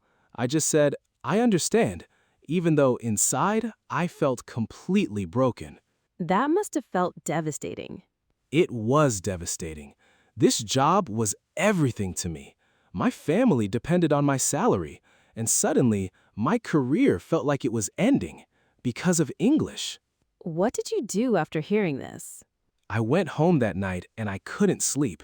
I kept thinking, I worked so hard for this job, and now I might lose it because of English. Did you tell your family what happened? I told my wife. She was quiet for a moment. Then she said, "So learn English, really learn it, starting tomorrow." Were you surprised by her reaction? A little, actually. I expected sympathy, maybe worry, but she gave me something more useful than sympathy. She gave me a clear, simple plan. Did she say anything else that night? She said, "You've solved harder problems than this at work for 7 years. This is just a new problem, not a different kind of person." How did that specific comment affect you? It changed how I saw the whole situation. I stopped thinking I'm bad at languages and started thinking this is just a problem I haven't solved yet. That's such an important mindset shift. It really was. That single reframe from identity to problem solving made the whole challenge feel manageable instead of impossible. That's such simple, powerful advice. It was. Simple, but exactly what I needed to hear at that moment. What did you do the next day? I found an online English tutor. My first lesson, I felt so embarrassed. My speaking was very weak, very slow. How did the tutor respond to your weak speaking? She was patient, very patient. She said, "Everyone starts somewhere, let's just start." What was your daily routine after that first lesson? I studied 30 minutes every single day before work. Vocabulary, listening, speaking practice. Every single day, no exceptions. Did you practice at work too, or only at home? Both, actually. I started writing simple English notes to myself during the day just to force my brain to think in English more often. What about emails? Were those difficult too? Very difficult at first. I would write a short email, then spend 20 minutes checking it, worried about every small mistake. How did that email anxiety change over time? Slowly, it got easier. After a few months, I could write a clear email in 5 minutes instead of 20, with much less worry attached. Did work get easier quickly? No, not quickly at all. The next few meetings were still very hard. I still made mistakes. I still felt embarrassed sometimes. What kept you going during those hard weeks? I kept remembering my wife's words, "Really learn it." Those words became like fuel for me every single difficult day. Can you share a specific hard moment from this time? Yes, one meeting I completely misunderstood a question from the client. I answered something completely wrong. Everyone looked confused. How did you feel in that moment? My face felt hot. I wanted to disappear. But I said, "Sorry, I misunderstood. Could you repeat that?" And they simply repeated it kindly. What did you learn from that specific moment? I learned that asking for clarification isn't weakness, it's actually smart. Nobody judged me harshly for asking, they just wanted to communicate clearly too. Did you use that phrase, could you repeat that, often after this? Constantly, actually. It became one of my most useful phrases. I stopped seeing it as embarrassing and started seeing it as a normal, smart tool. How did the client react to you asking for clarification that day? They were completely fine with it, actually. Kinder than I expected. One person even said, "No problem, English isn't my first language either." That must have felt really reassuring. It really was. In that moment, I realized many people in international business aren't native speakers either, and we were all doing our best together. How long did you continue this daily practice? Almost 8 months without stopping. Some days felt slow, almost no progress. Other days felt like real sudden jumps forward. Did your boss notice any change during this time? About 4 months, he mentioned it briefly. "Your English is getting better." Small words, but they meant so much to me. How did that small comment affect you? I remember driving home that day feeling lighter than I had in months. It was such a small sentence, but it felt like real proof that my effort was actually working. Did that comment change your motivation at all? It did. Before that, I was practicing out of fear, afraid of losing my job. After that comment, I started practicing with real hope instead, which felt completely different. What was the real turning point in this whole story? About 8 months in, I led an entire meeting completely in English by myself with no help from anyone else. How did you feel right before that meeting started? Extremely nervous, honestly. My hands were even shaking a little. But I remembered how far I'd already come, and that gave me just enough courage to begin. How did that meeting go? It went well, really well. I answered questions clearly, I explained our plan confidently. The client seemed satisfied and impressed. How did you feel after that meeting ended? I felt something I hadn't felt in months. Real pride. Not perfect English, but real, genuine confidence in myself. What happened with your job after that meeting? 6 months later, I actually got promoted. The same English that almost destroyed my career became the exact reason I moved forward in it. Do you remember the moment you found out about the promotion? Yes, clearly. My boss called me into his office again, the same office from that hard conversation 8 months earlier. How did that feel, walking into that same office again? It felt almost poetic, honestly. The same room where I once felt like a failure became the room where I felt like a real success. What exactly did he say this time? He said, "You've become one of our strongest communicators with international clients. We'd like you to lead the new partnership team." How did you respond? I almost couldn't speak, but this time it wasn't fear. It was pure happiness. I just said, "Thank you. I won't let you down." That's such a beautiful contrast to your first meeting in that office. It really is. The thing that almost ended my career became the thing that changed my whole life, in a good way. Let's talk about the emotional lessons from this story, because I think they matter beyond just career success. The biggest lesson? Fear can either stop you completely or it can push you forward. I chose to let it push me forward, even when it felt impossible. What would you say to someone watching this who feels stuck in a similar fear right now? I would say your current English level is not permanent. It's simply where you are today, not where you have to stay. Did this journey change anything beyond your career, in your personal life? Actually, yes. Learning to push through fear at work made me braver in other parts of my life too. Trying new things, speaking up more, even with friends and family. That's such an unexpected, beautiful side effect. It really was unexpected. I only wanted to save my job, but I ended up becoming a slightly braver, more confident version of myself overall. Do you still study English today, even after everything you've achieved? Yes, honestly, every single day, even now. Learning never fully stops, but it feels completely different now. It feels enjoyable, not frightening anymore. What practical advice would you give someone starting their own journey today? First, find something small and consistent, 30 minutes daily, like I did. Small, steady effort beats occasional big effort every single time. What's your second piece of advice? Second, don't wait for a crisis like mine. Start today before English becomes an emergency in your own life or career. Third piece of advice? Third, be honest when you don't understand something. Asking for help isn't weakness. It's actually one of the smartest things you can do. Fourth piece of advice? Fourth, remember, mistakes at work don't usually destroy your career. Silence and avoidance do. Speaking imperfectly is always better than staying silent. Is there a fifth piece of advice too? Yes. Fifth, find your own version of my wife's words. Someone or something that pushes you forward on the hard days when motivation alone isn't enough. What did those words actually mean to you deep down? They meant someone believed I could really do this, even when I doubted myself completely. That belief carried me through so many difficult, tiring days. That's such important practical wisdom. It really is.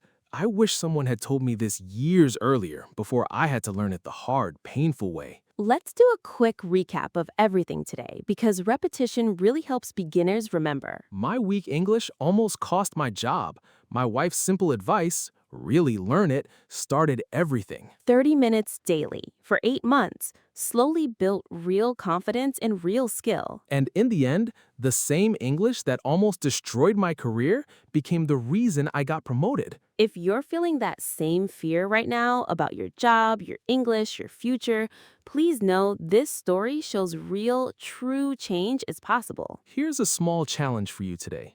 Think of one small habit you can start today, 30 minutes, even just 15 minutes. Start today, not tomorrow. That small decision made today could completely change your story too, just like it changed David's. And remember, my story didn't start with confidence. It started with fear and one small, scared decision to finally begin.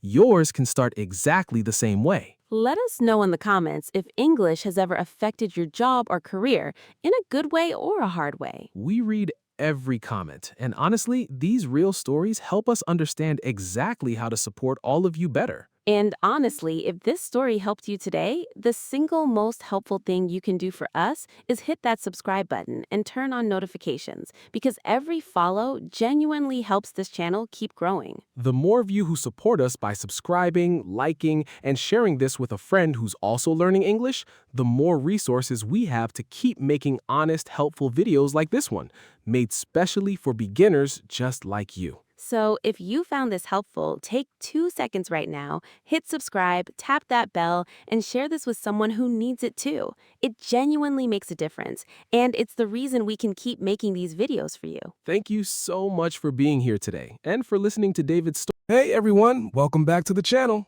Hi guys, so happy to have you here with us again today. Today's story is very personal. Sarah, tell everyone about your journey from zero English to where you are today. This one is close to my heart. Let's start from the very beginning.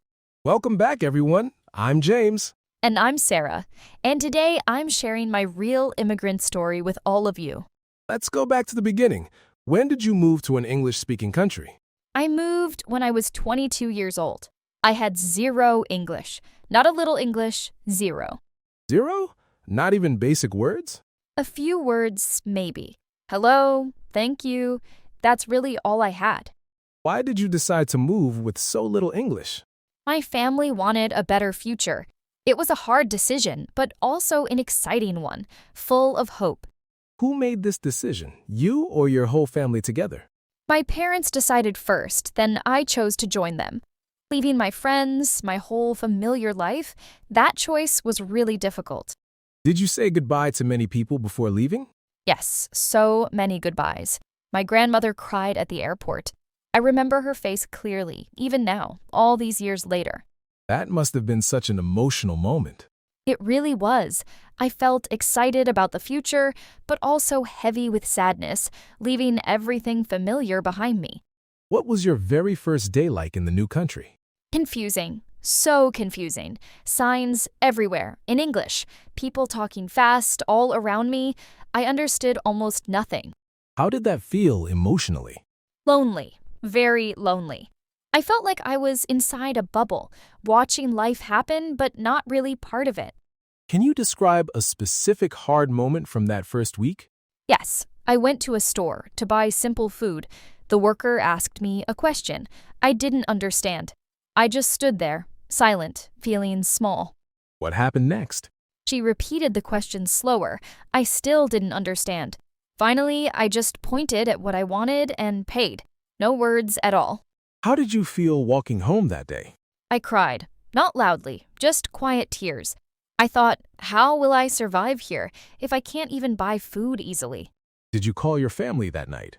Yes, I called my mother. I told her about the store, about feeling so small and confused. She listened quietly, then said something I never forgot. What did she say? She said, every single person who ever learned a new language felt exactly this way once. This feeling is not your ending, it's just your beginning. That's such comforting, wise advice. It really was. I held on to those words for months afterwards, especially during the hardest, most discouraging days of my journey. That's such a raw, honest moment to share. It's true, though.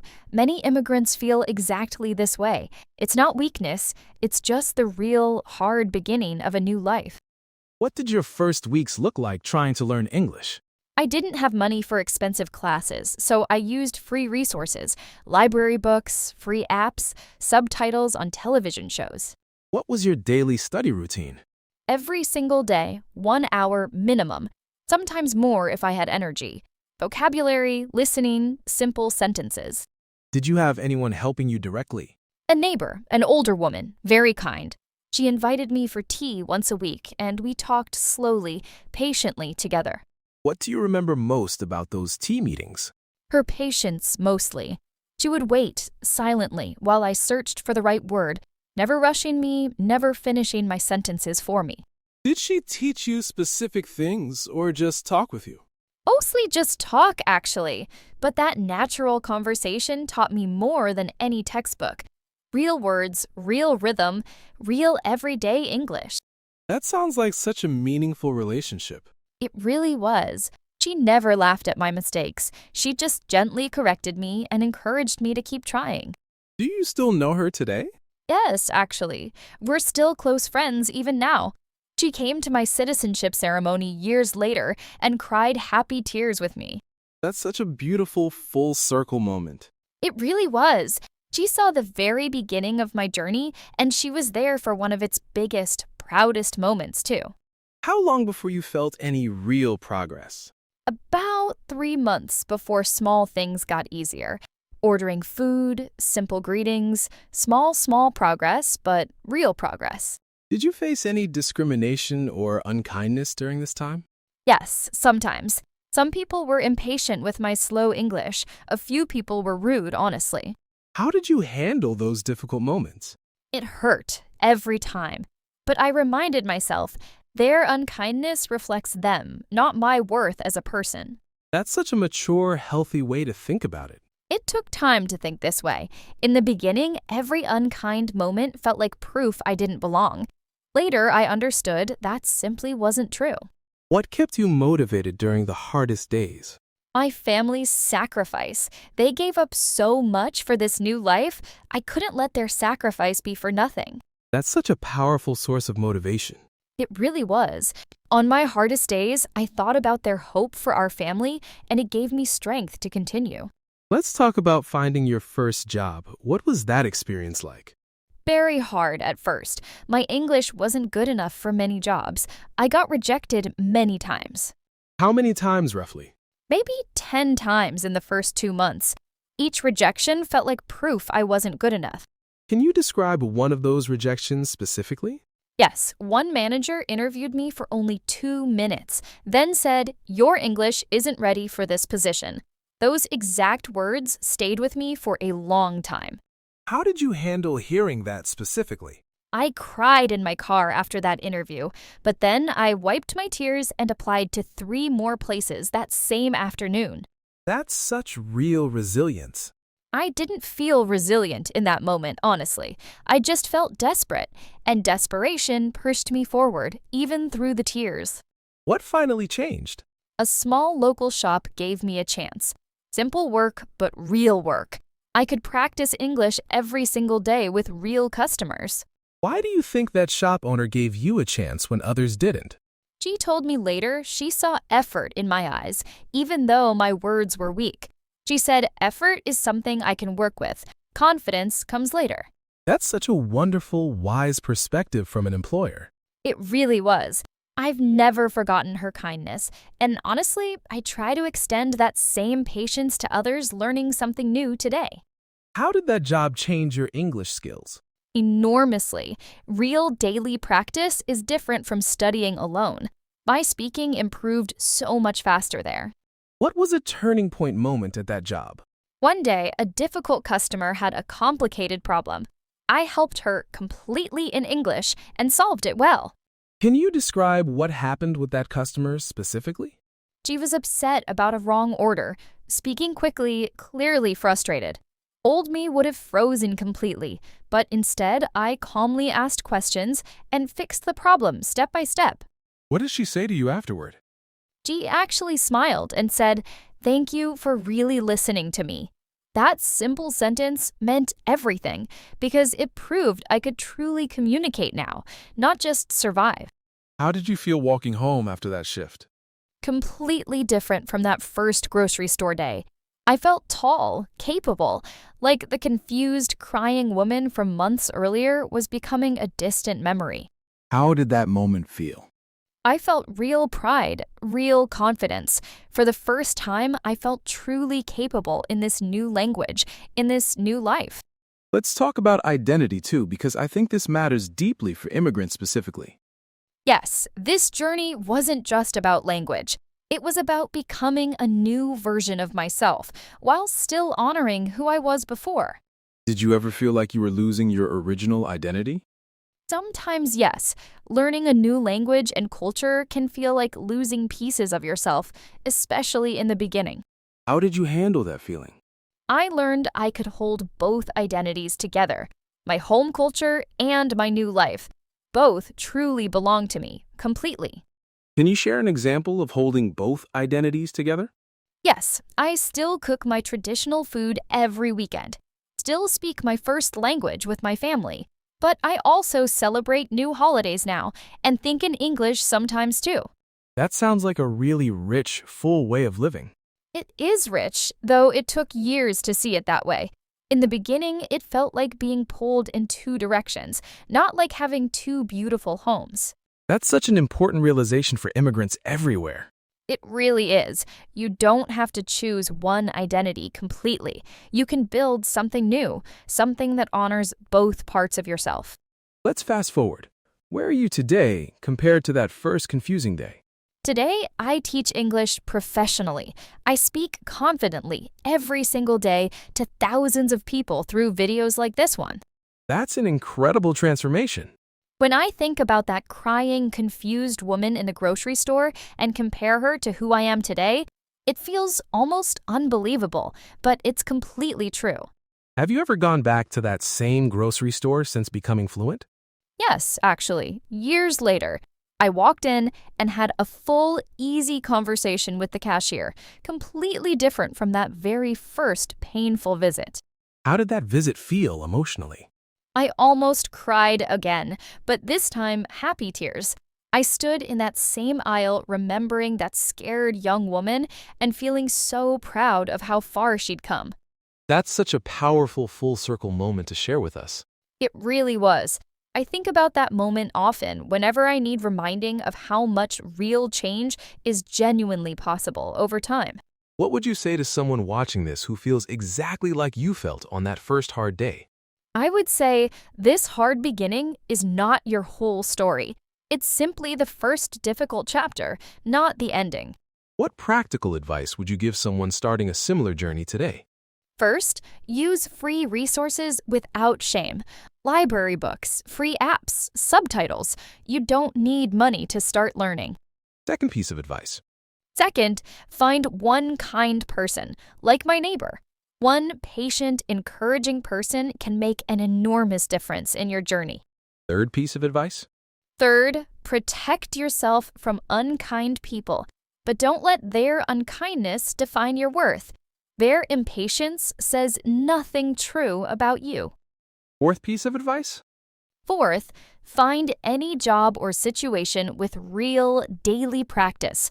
Real conversation teaches faster than studying alone every single time. Fifth piece of advice? Fifth, remember your reason, your family, your dreams, your future. On hard days, that reason will carry you forward even when motivation feels gone. Is there a sixth piece of advice too? Yes. Sixth, be patient with your identity too, not just your language skills. It's okay to feel like two people for a while, your old self and your new self. How long did that feeling last for you personally? A few years, honestly, but slowly those two identities stopped feeling separate and started feeling like one complete whole person, just with two beautiful cultures inside. That's such a beautiful way to describe it. It really is beautiful looking back now. At the time, it felt confusing, but today I see it as one of the richest parts of who I am. Let's do a quick recap of everything today, because repetition really helps beginners remember. I arrived with zero English and felt lonely and lost. A kind neighbor, free resources, and daily practice slowly built real progress. Rejection and unkindness happened, but they didn't define your worth or your future. And today, that same struggle became the foundation of a life I never imagined possible, helping others on their own journey now. If you're at the beginning of your own journey right now, feeling exactly like Sarah felt that first day, please know this feeling can change. It changed completely for me, and I truly believe it can change for you too, one small day at a time. And if you're crying today in your own version of that grocery store, please remember that moment is not the end of your story either. It's simply one hard, honest chapter, and I promise better chapters are genuinely still ahead of you. Let us know in the comments if you've experienced a similar journey, moving to a new place, starting completely from zero. We read every comment, and honestly, these real stories help us understand exactly how to support all of you better. And honestly, if this helped you today, the single most helpful thing you can do for us is hit that subscribe button and turn on notifications, because every follow genuinely helps this channel grow. The more of you who support us by subscribing, liking, and sharing this with a friend who's also on this journey, the more resources we have to keep making honest, helpful videos like this one, made specially for beginners just like you. So if you found this helpful, take 2 seconds right now, hit subscribe, tap that bell, and share this with someone who needs it too. It genuinely makes a difference, and it's the reason we can keep making these videos for you. Thank you so much for being here today and for listening to my story. Hey everyone, welcome back to the channel. Hi guys, so happy to have you here with us again today. Today's story is mine, and it's about a big decision. Why I quit a stable job to teach English instead. This is a story a lot of you have asked about. Let's finally tell it today. Welcome back everyone. I'm David. And I'm Emma, and today David is sharing his real career story with all of you. Let's start at the beginning. What was your job before teaching? I worked in finance. Good salary, stable company, nice office. On paper, it looked perfect. How did you get into finance in the first place? I studied finance in university, and honestly, it seemed like the safe, smart choice at the time. Good job security, respected career. My parents were proud. Did you enjoy it at the beginning? For the first year, yes, mostly. New job, new challenges, learning new skills. It felt exciting in a normal, expected way. So why did you feel the need to change anything? Something felt empty inside. Every morning I woke up and felt no real excitement about my day. How long did you feel this way before making a change? About 3 years. 3 years of feeling okay, but never truly happy, never truly excited. What was a normal day like during those 3 years? Wake up, commute, meetings, numbers, emails, commute home. Repeat every single day, feeling slightly numb inside. Did you talk to anyone about these feelings? My wife, mostly. She noticed I seemed tired, even on days I wasn't physically tired. What did she say when you shared these feelings with her? She asked me a simple question. If money wasn't a problem, what would you actually want to do? That's such a powerful question.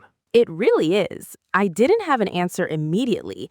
I needed time to really think about it, honestly. How did you finally find your answer? I thought about moments in my life that felt truly meaningful, and one memory kept coming back to me, again and again. What was that memory? Years earlier, I helped a coworker learn English informally during lunch breaks. I remembered how happy it made me watching her improve. Can you describe that coworker's journey a little more? She was terrified of speaking in meetings at first, always silent, always nervous. We practiced together, simple conversations, 20 minutes, 3 times a week. How long did that informal teaching continue? About 6 months. By the end, she was leading small presentations herself, confidently, in English, in front of the whole team. What specifically felt meaningful about that experience? Watching her confidence grow week by week, watching her go from silent to speaking clearly in meetings, that feeling stayed with me for years. So, teaching English was already inside you in a way. Exactly. I just hadn't recognized it as a real possibility, a real career, until that question from my wife. What did you do after remembering this memory? I started teaching a few students part-time, evenings and weekends, alongside my finance job. How did you find your very first students? I posted online in a small local group, offering casual English practice sessions. 3 people replied that first week. How did that first session feel? Nervous, honestly, like starting something completely new, but also genuinely exciting, in a way finance hadn't felt in years. How did that feel compared to your finance work? Completely different. Teaching felt light, energizing. Finance felt heavy, draining, even though I was good at it. How long did you do both jobs together? About 1 year, one exhausting but clarifying year, doing both jobs at once. What did that year teach you? It taught me clearly which work made me feel alive and which work simply paid my bills.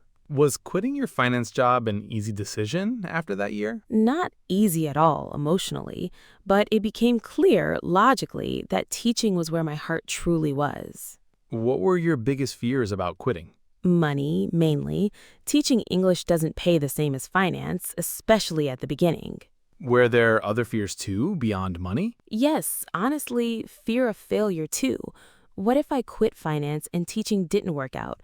What if I made a terrible mistake? How did you deal with that fear of failure? I reminded myself, even if teaching failed completely, I still had skills, experience, and could always return to finance if truly necessary.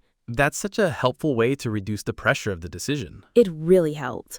Knowing I had a backup option made the leap feel less permanent, less terrifying, more like a real experiment. How did you handle that financial fear specifically? My wife and I made a careful plan. We saved money for 1 year beforehand as a safety cushion. How much did you save, roughly, before quitting? Enough to cover about 8 months of our normal expenses. That number gave us real peace of mind during the transition. That sounds like such a smart, careful approach. It was necessary. Passion alone doesn't pay bills, so we planned practically alongside the emotional decision. What did your family and friends say when you told them your plan? Mixed reactions, honestly.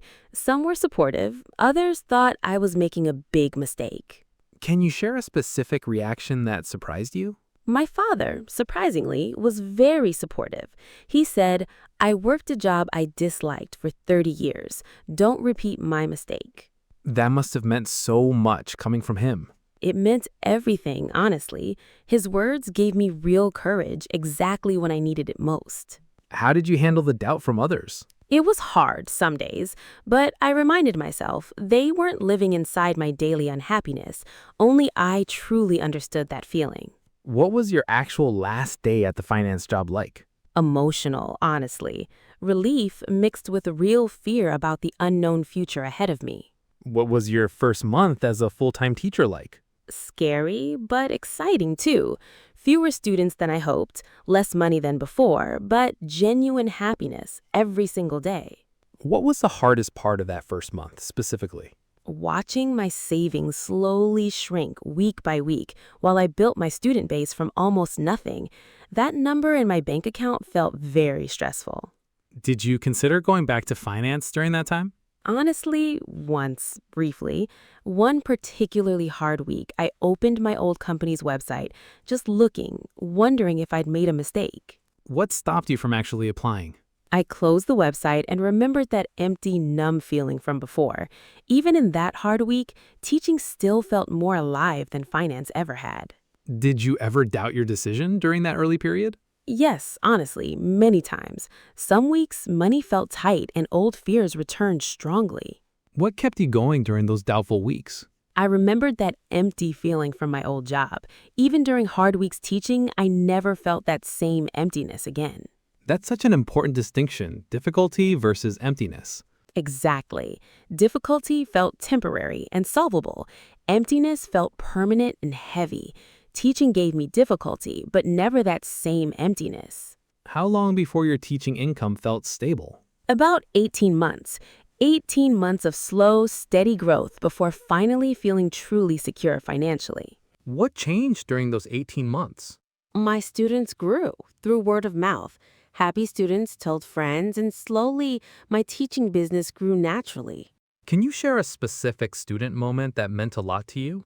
Yes, one student, very shy at first, eventually got a job promotion. Directly because of her improved English, she cried happy tears telling me. Can you tell us more about her journey with you? She started barely able to introduce herself. 6 months later, she led an entire client presentation in English, completely confidently. What did she say to you after getting that promotion? She said, "You didn't just teach me English, you gave me my career back." I still think about those words often, even now. How did that moment feel for you? Incredibly meaningful. That exact feeling, watching real transformation, confirmed I had made the right decision. Let's talk about why you believe everyone should learn English too, beyond just your personal career story. English opens doors, real doors, to jobs, education, travel, connection with people worldwide. Can you give a specific example of a door English opened beyond your own career? Yes, one of my students used English to study abroad, something completely impossible for her before because most good programs required strong English skills. How did that opportunity change her life? She told me later that single decision to learn English changed her entire family's future, not just her own. Her children will grow up with completely different opportunities now. That's such a powerful ripple effect beyond just one person. Exactly. Learning English rarely affects just one life. It often affects families, generations, in ways we don't always see immediately. What would you say to someone who feels too old or too busy to start learning? I would say the right time never feels perfectly convenient. You simply have to begin, imperfectly, right where you are today. Have you taught students who felt this way too? Too old or too busy? Many times, actually. My oldest student started at 63 years old, convinced it was already too late for her. How did her journey go? Beautifully, honestly. Within a year, she was having full conversations with her grandchildren living abroad, something she dreamed about for years. That's such an inspiring example for anyone feeling discouraged by their age. It really is. Age was never truly the barrier. It was simply the story she told herself until she finally decided to begin anyway. What practical advice would you give someone considering their own big career change like yours? First, notice your feelings honestly. Emptiness and exhaustion are important signals, not things to simply ignore. Second piece of advice. Second, test your new path before fully committing. I taught part-time for a year before making the full leap. Third piece of advice. Third, plan practically too, not just emotionally. Save money, create a safety cushion before taking a big risk. Fourth piece of advice. Fourth, expect doubt from yourself and others. Doubt doesn't mean you're wrong, it simply means you're doing something meaningful and new. Fifth piece of advice. Fifth, remember your why. My why was that memory of watching real transformation. That memory carried me through every difficult week. Is there a sixth piece of advice too? Yes. Sixth, give yourself real time. Big transformations rarely happen overnight. Mine took almost 2 full years from that first question to true stability. Why is patience so important in this kind of change? Because impatience creates panic, and panic leads to quitting too early, right before things actually start working. Patience protects your effort long enough for it to succeed. Let's talk about regret too. Do you ever regret leaving finance? Never, honestly, not even once. Some days are financially harder, yes, but never emotionally empty like before. That's such a clear, honest answer. It's the truth. I traded some financial comfort for real daily meaning. For me, that trade was completely worth it. What does a typical day look like for you now compared to your old finance job? Completely different. I wake up excited, genuinely excited to help someone communicate a little better than yesterday. That's such a beautiful transformation in your daily life. It really is. Small moments, a student finally understanding a tricky grammar point, feel more rewarding than any finance bonus ever did. Let's do a quick recap of everything today, because repetition really helps beginners remember.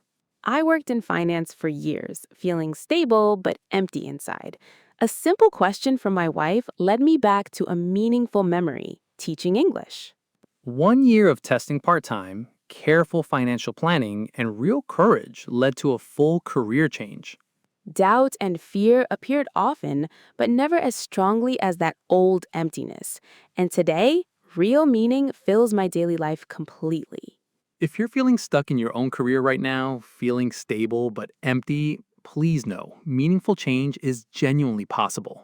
And if you're learning English right now, please know this language can open doors you haven't even imagined yet, just like it did for me. Let us know in the comments if you've ever considered a big career change or if English has opened doors in your own life. We read every comment, and honestly, these real stories help us understand exactly how to support all of you better. And honestly, if this story helped you today, the single most helpful thing you can do for us is hit that subscribe button and turn on notifications, because every follow genuinely helps this channel keep growing. The more of you who support us by subscribing, liking, and sharing this with a friend who's also learning English, the more resources we have to keep making honest, helpful videos like this one, made specially for beginners just like you. So if you found this helpful, take 2 seconds right now, hit subscribe, tap that bell, and share this with someone who needs it too. It genuinely makes a difference, and it's the reason we can keep making these videos for you. Thank you so much for being here today and for listening to my story. Hey everyone, welcome back to the channel. Hi guys, so happy to have you here with us again today. Today's video might feel really freeing for a lot of you. We're talking about vocabulary and a big myth around it. The myth you need thousands and thousands of words to be fluent. Today, we're breaking that myth completely. Welcome back everyone, I'm David. And I'm Emma, and by the end of this video, you'll feel much less pressure about vocabulary size. Let's start with a simple question. Emma, how many words do you think native speakers actually use in normal daily conversation? A lot of people guess very high numbers, 10,000, 20,000, even more. What's the real number though? Research shows most daily conversation uses somewhere between 800 and 1,500 words, repeated constantly. That's a huge difference from what most learners imagine. It really is. You don't need 20,000 words. You need a smaller, powerful set of words used well, repeated often. Let's talk about why this myth exists in the first place. Why do learners believe they need so many words? Dictionaries look huge. Vocabulary apps show thousands of flashcards. It feels like more words equals more fluency. Is there a specific reason apps and courses push so much vocabulary? Partly business, honestly. A course selling 5,000 words feels more impressive than a course teaching the 1,000 words that matter most. That's such an interesting, honest observation about how these products are marketed. It's true, though. Bigger numbers sell better, even when smaller, focused numbers would actually help learners more effectively. But that's not actually true, is it? Not at all. Fluency isn't about knowing many words. It's about using common words quickly, naturally, without stopping to think. Is there real research behind this specific claim about 800 to 1500 words? Yes, multiple linguistic studies analyzed real recorded conversations across different English-speaking countries and found this pattern consistently. That's reassuring that this isn't just an opinion, it's backed by real research. Exactly, and that research applies across formal and casual conversation both. Work meetings, family dinners, small talk with strangers. Let's prove this with a real example. I'm going to use only very simple, common words and build a complete conversation. I love this idea. Go ahead.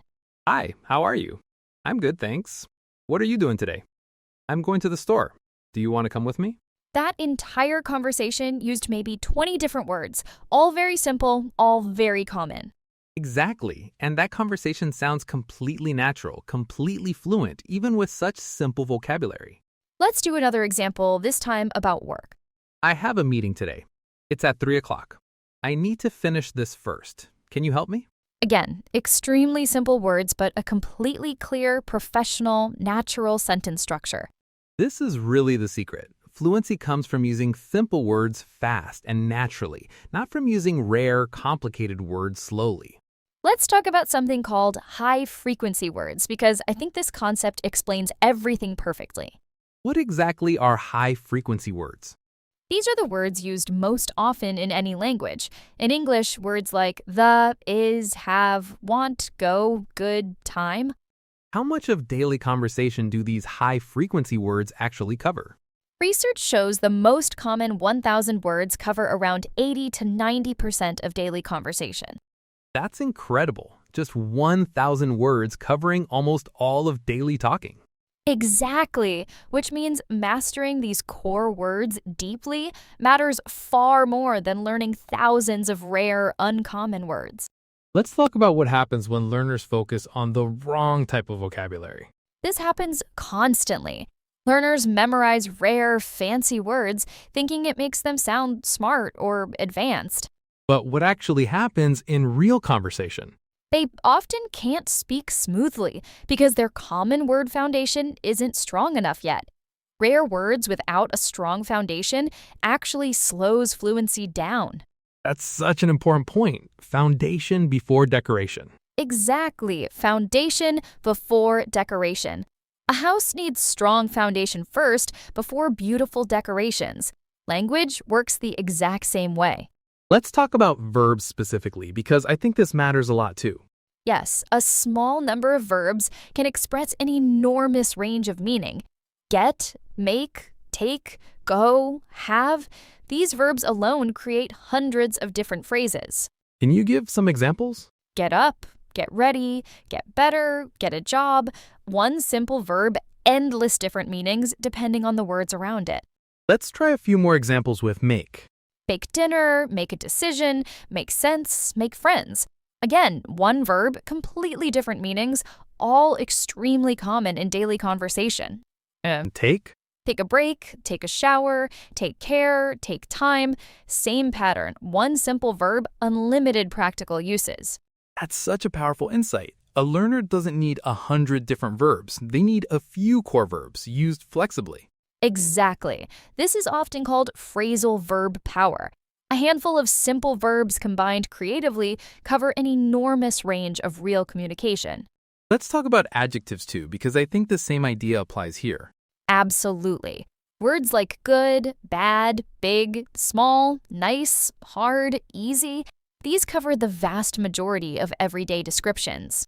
Do learners really need rare adjectives like magnificent or exquisite early on? Honestly, no, not at all. Really good or very nice communicates almost the same feeling in much simpler, more accessible words. Can intensity be added without needing a completely different word? Definitely. Very, really, so, extremely. These small intensity words let you adjust a simple adjective's strength without needing an entirely new vocabulary word.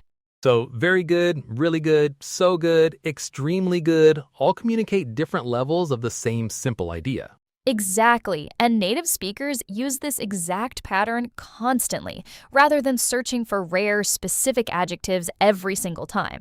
That's honestly such a relief to hear. It should be. You're allowed to sound simple and still sound completely fluent and natural. Let's talk about a related myth too, the idea that fluency means never repeating words. This is such a common misunderstanding. Native speakers repeat the same words constantly, all day long, in every single conversation. Can you give an example of this repetition? That's good. This is good. Good job. Have a good day. The word good repeats constantly in completely natural, fluent speech. So repetition isn't the weakness, it's actually how real fluent speech naturally works. Exactly. Trying to avoid repetition, searching for a different word every single time, actually makes speech feel slower and less natural. Let's talk about listening comprehension too, because I think the same principle applies there. It really does. If you know the most common 1,000 words deeply, you'll understand the vast majority of everyday conversations, movies, and podcasts. What happens when a rare word does appear in conversation? Usually, context helps you understand it anyway, without knowing that specific word directly. That's such an important skill, using context clues instead of needing every single word defined. Exactly, and that skill develops naturally the more you practice listening to real, natural English. Can you give an example of using context to understand an unknown word? Sure. I forgot my umbrella, so I got completely drenched on my way home.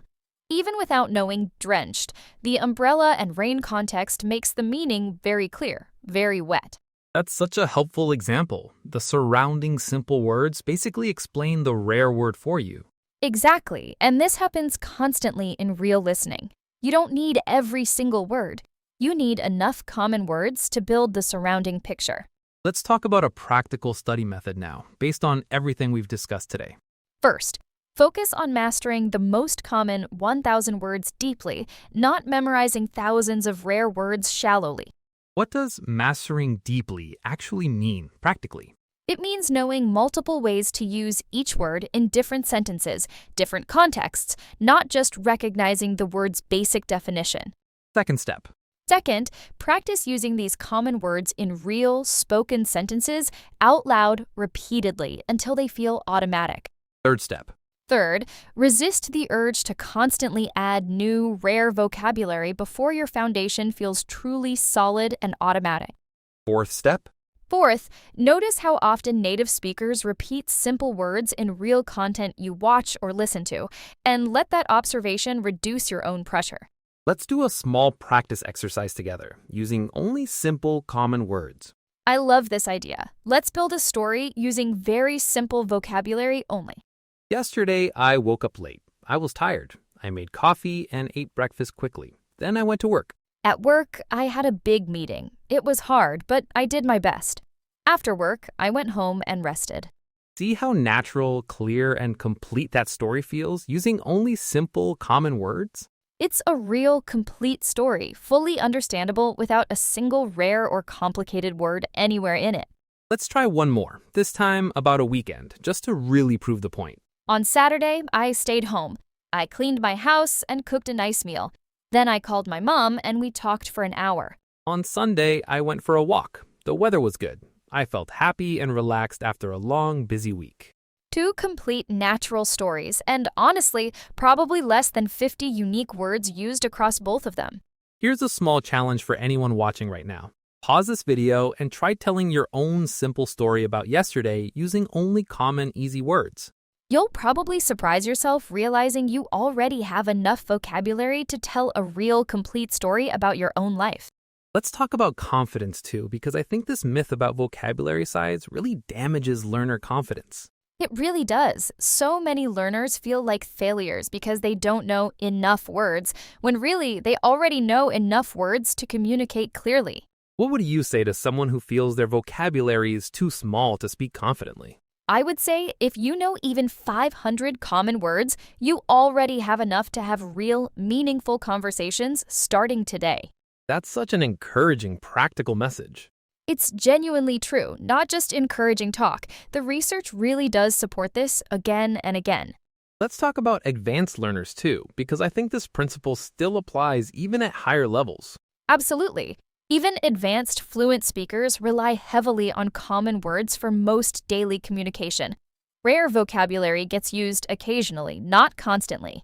So even native speakers aren't using huge, rare vocabularies most of the time. Exactly. Most native speakers use a relatively small common vocabulary for the vast majority of their daily lives: work, family, casual conversation. When does rare vocabulary actually matter then? Usually in specific, specialized contexts. Academic writing, technical fields, literature, but that's a very different goal from everyday spoken fluency. So a learner should think about their actual goal first before worrying about vocabulary size. Exactly. If your goal is everyday conversation, focus deeply on common words. If your goal is academic writing, specialized vocabulary matters more there specifically. That's such a helpful distinction, matching your study focus to your actual real goal. Right, and for the vast majority of learners watching this video, everyday spoken fluency is the real goal, which means common words deserve most of their attention. That's such an important realization for learners at every single level. It really is. The goal isn't collecting as many words as possible, it's using the right, common words smoothly and naturally. Let's do a quick recap of everything today, because repetition really helps beginners remember. Daily conversation uses mostly 800 to 1,500 words, repeated constantly, not thousands of rare words.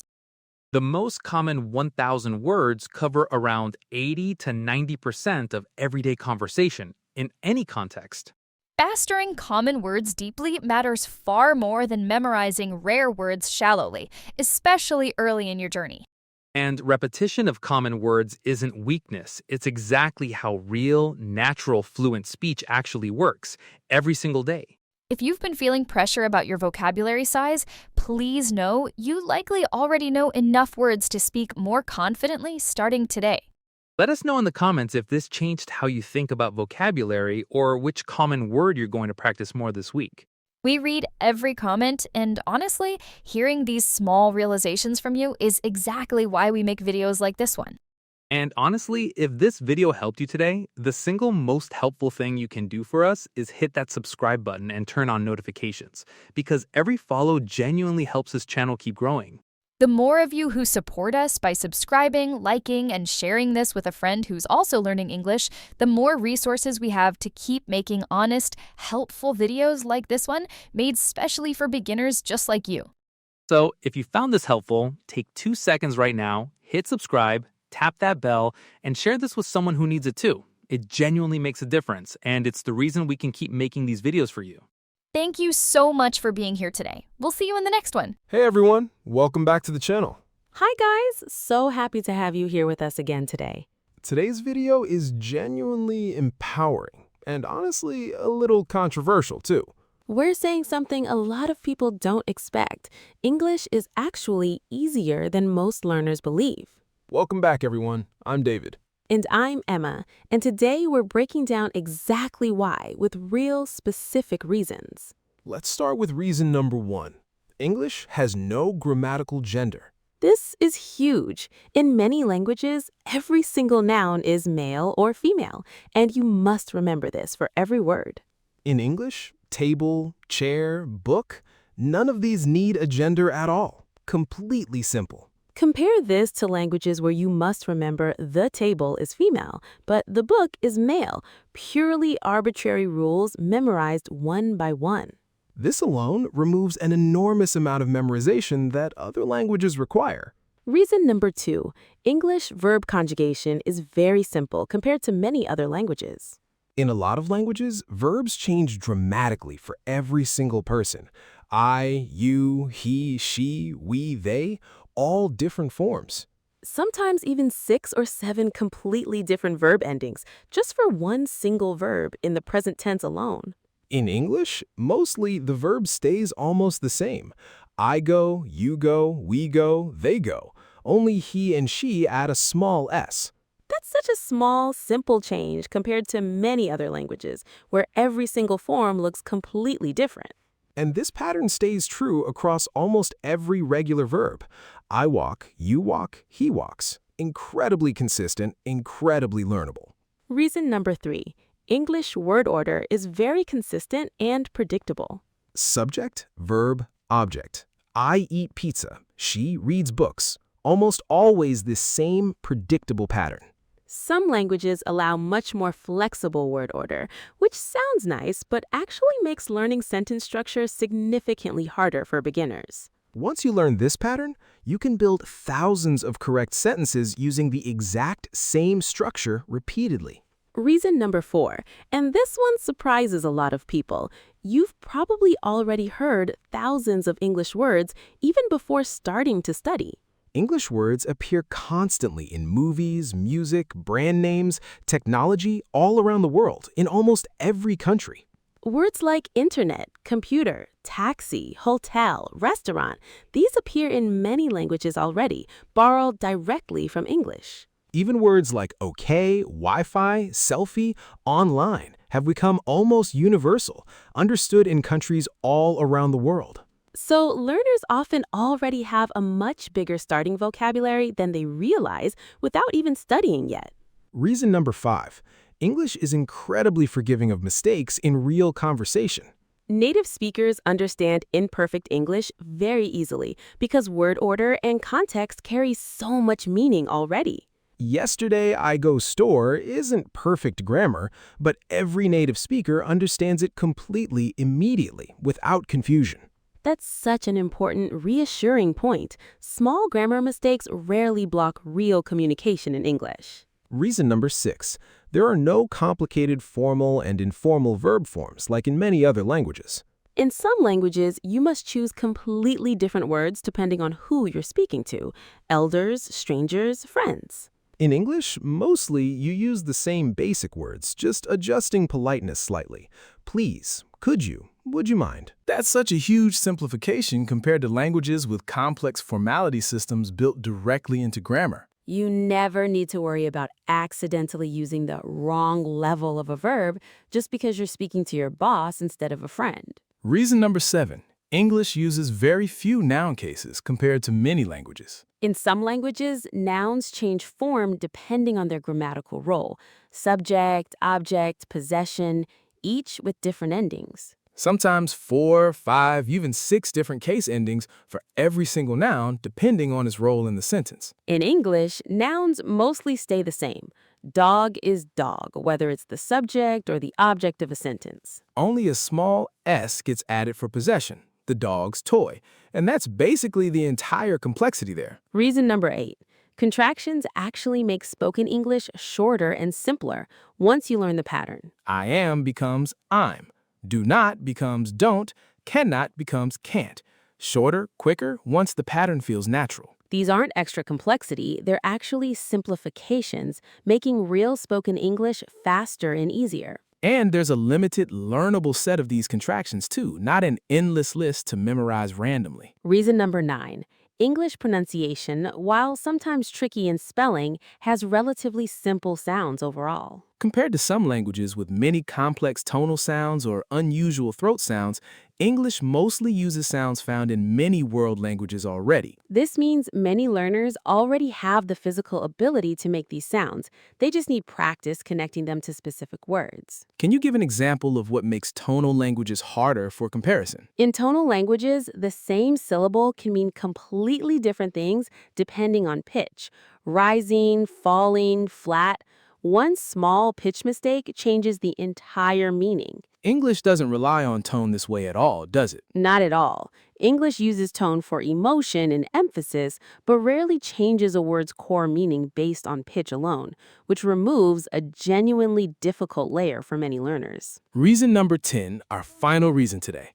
English has an enormous amount of learning resources available, more than almost any other language. Movies, shows, podcasts, apps, free websites, native speakers everywhere willing to help and practice with learners. This massive resource availability makes practicing and improving significantly easier than learning many other less globally common languages. You could genuinely learn English almost entirely for free using content that already exists in enormous abundance online. Let's talk about why, despite all these real, genuine advantages, English still feels so hard for so many learners. I think it comes down to comparison and fear, mostly, not the actual language itself. What do you mean by that exactly? Learners compare themselves to native speakers or to years-long fluent learners and feel discouraged, forgetting how much genuine progress they've already made. Can you give an example of this unfair comparison happening? Sure, a beginner watches a 5-year fluent speaker on social media and feels like a failure, forgetting that person also started exactly where the beginner is right now. That comparison completely ignores the years of practice behind that fluent speaker's current skill. Exactly. And social media makes this comparison trap even worse because we only see the finished result, never the messy, difficult beginning. That's such an important psychological point, separate completely from the actual grammar and structure we just discussed. Exactly. The language itself has real, genuine advantages. The difficulty often comes from mindset, fear, and unfair comparison, not from English grammar specifically. Let's talk about spelling too, because I think that's the one area where English genuinely gets more complicated. That's completely fair and honest. English spelling doesn't always match pronunciation perfectly, and that part is genuinely tricky sometimes. Why is English spelling so inconsistent compared to its relatively simple grammar? Historically, English borrowed words from many different languages, French, Latin, German, and each brought its own spelling patterns along with it. So the grammar stayed relatively simple, but the spelling became a mixed, sometimes inconsistent collection from many sources. Exactly. That's a great way to put it. Two completely separate parts of the language with very different levels of difficulty. But even here, is there a silver lining? Yes, actually. Spelling difficulty doesn't block spoken communication at all. You can speak fluently, confidently, even with imperfect spelling knowledge. That's such a helpful distinction, speaking fluency versus spelling perfection being two genuinely separate skills.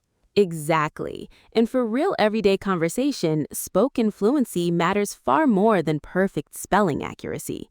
Let's talk about a practical mindset shift now based on everything we've discussed today. First, remind yourself regularly. English genuinely has simpler grammar structures than many world languages in several important measurable ways. Second, stop comparing your current progress to fluent speakers. Compare only to your own progress from a month ago or a year ago. Third, remember, mistakes rarely block real communication in English. Native speakers understand imperfect sentences easily, almost all the time.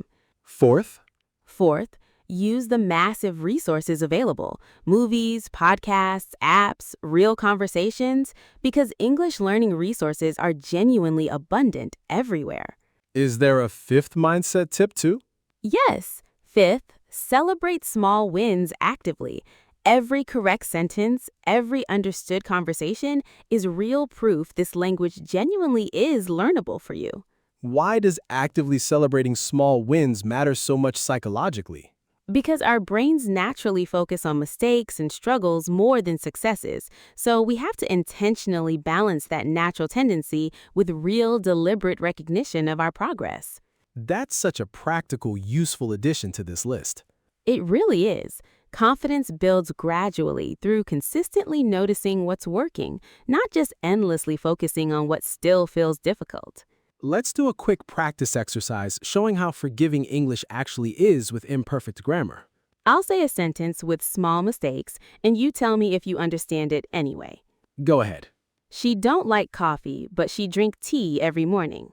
Completely understandable. Small grammar mistakes, but the meaning is 100% clear. Exactly. This proves the point perfectly. Communication succeeded completely even without perfect grammar. Let's do one more example. Yesterday, I go to park with my friend. We eat ice cream and talk long time. Again, completely clear, completely understandable, despite several small grammar mistakes throughout that sentence.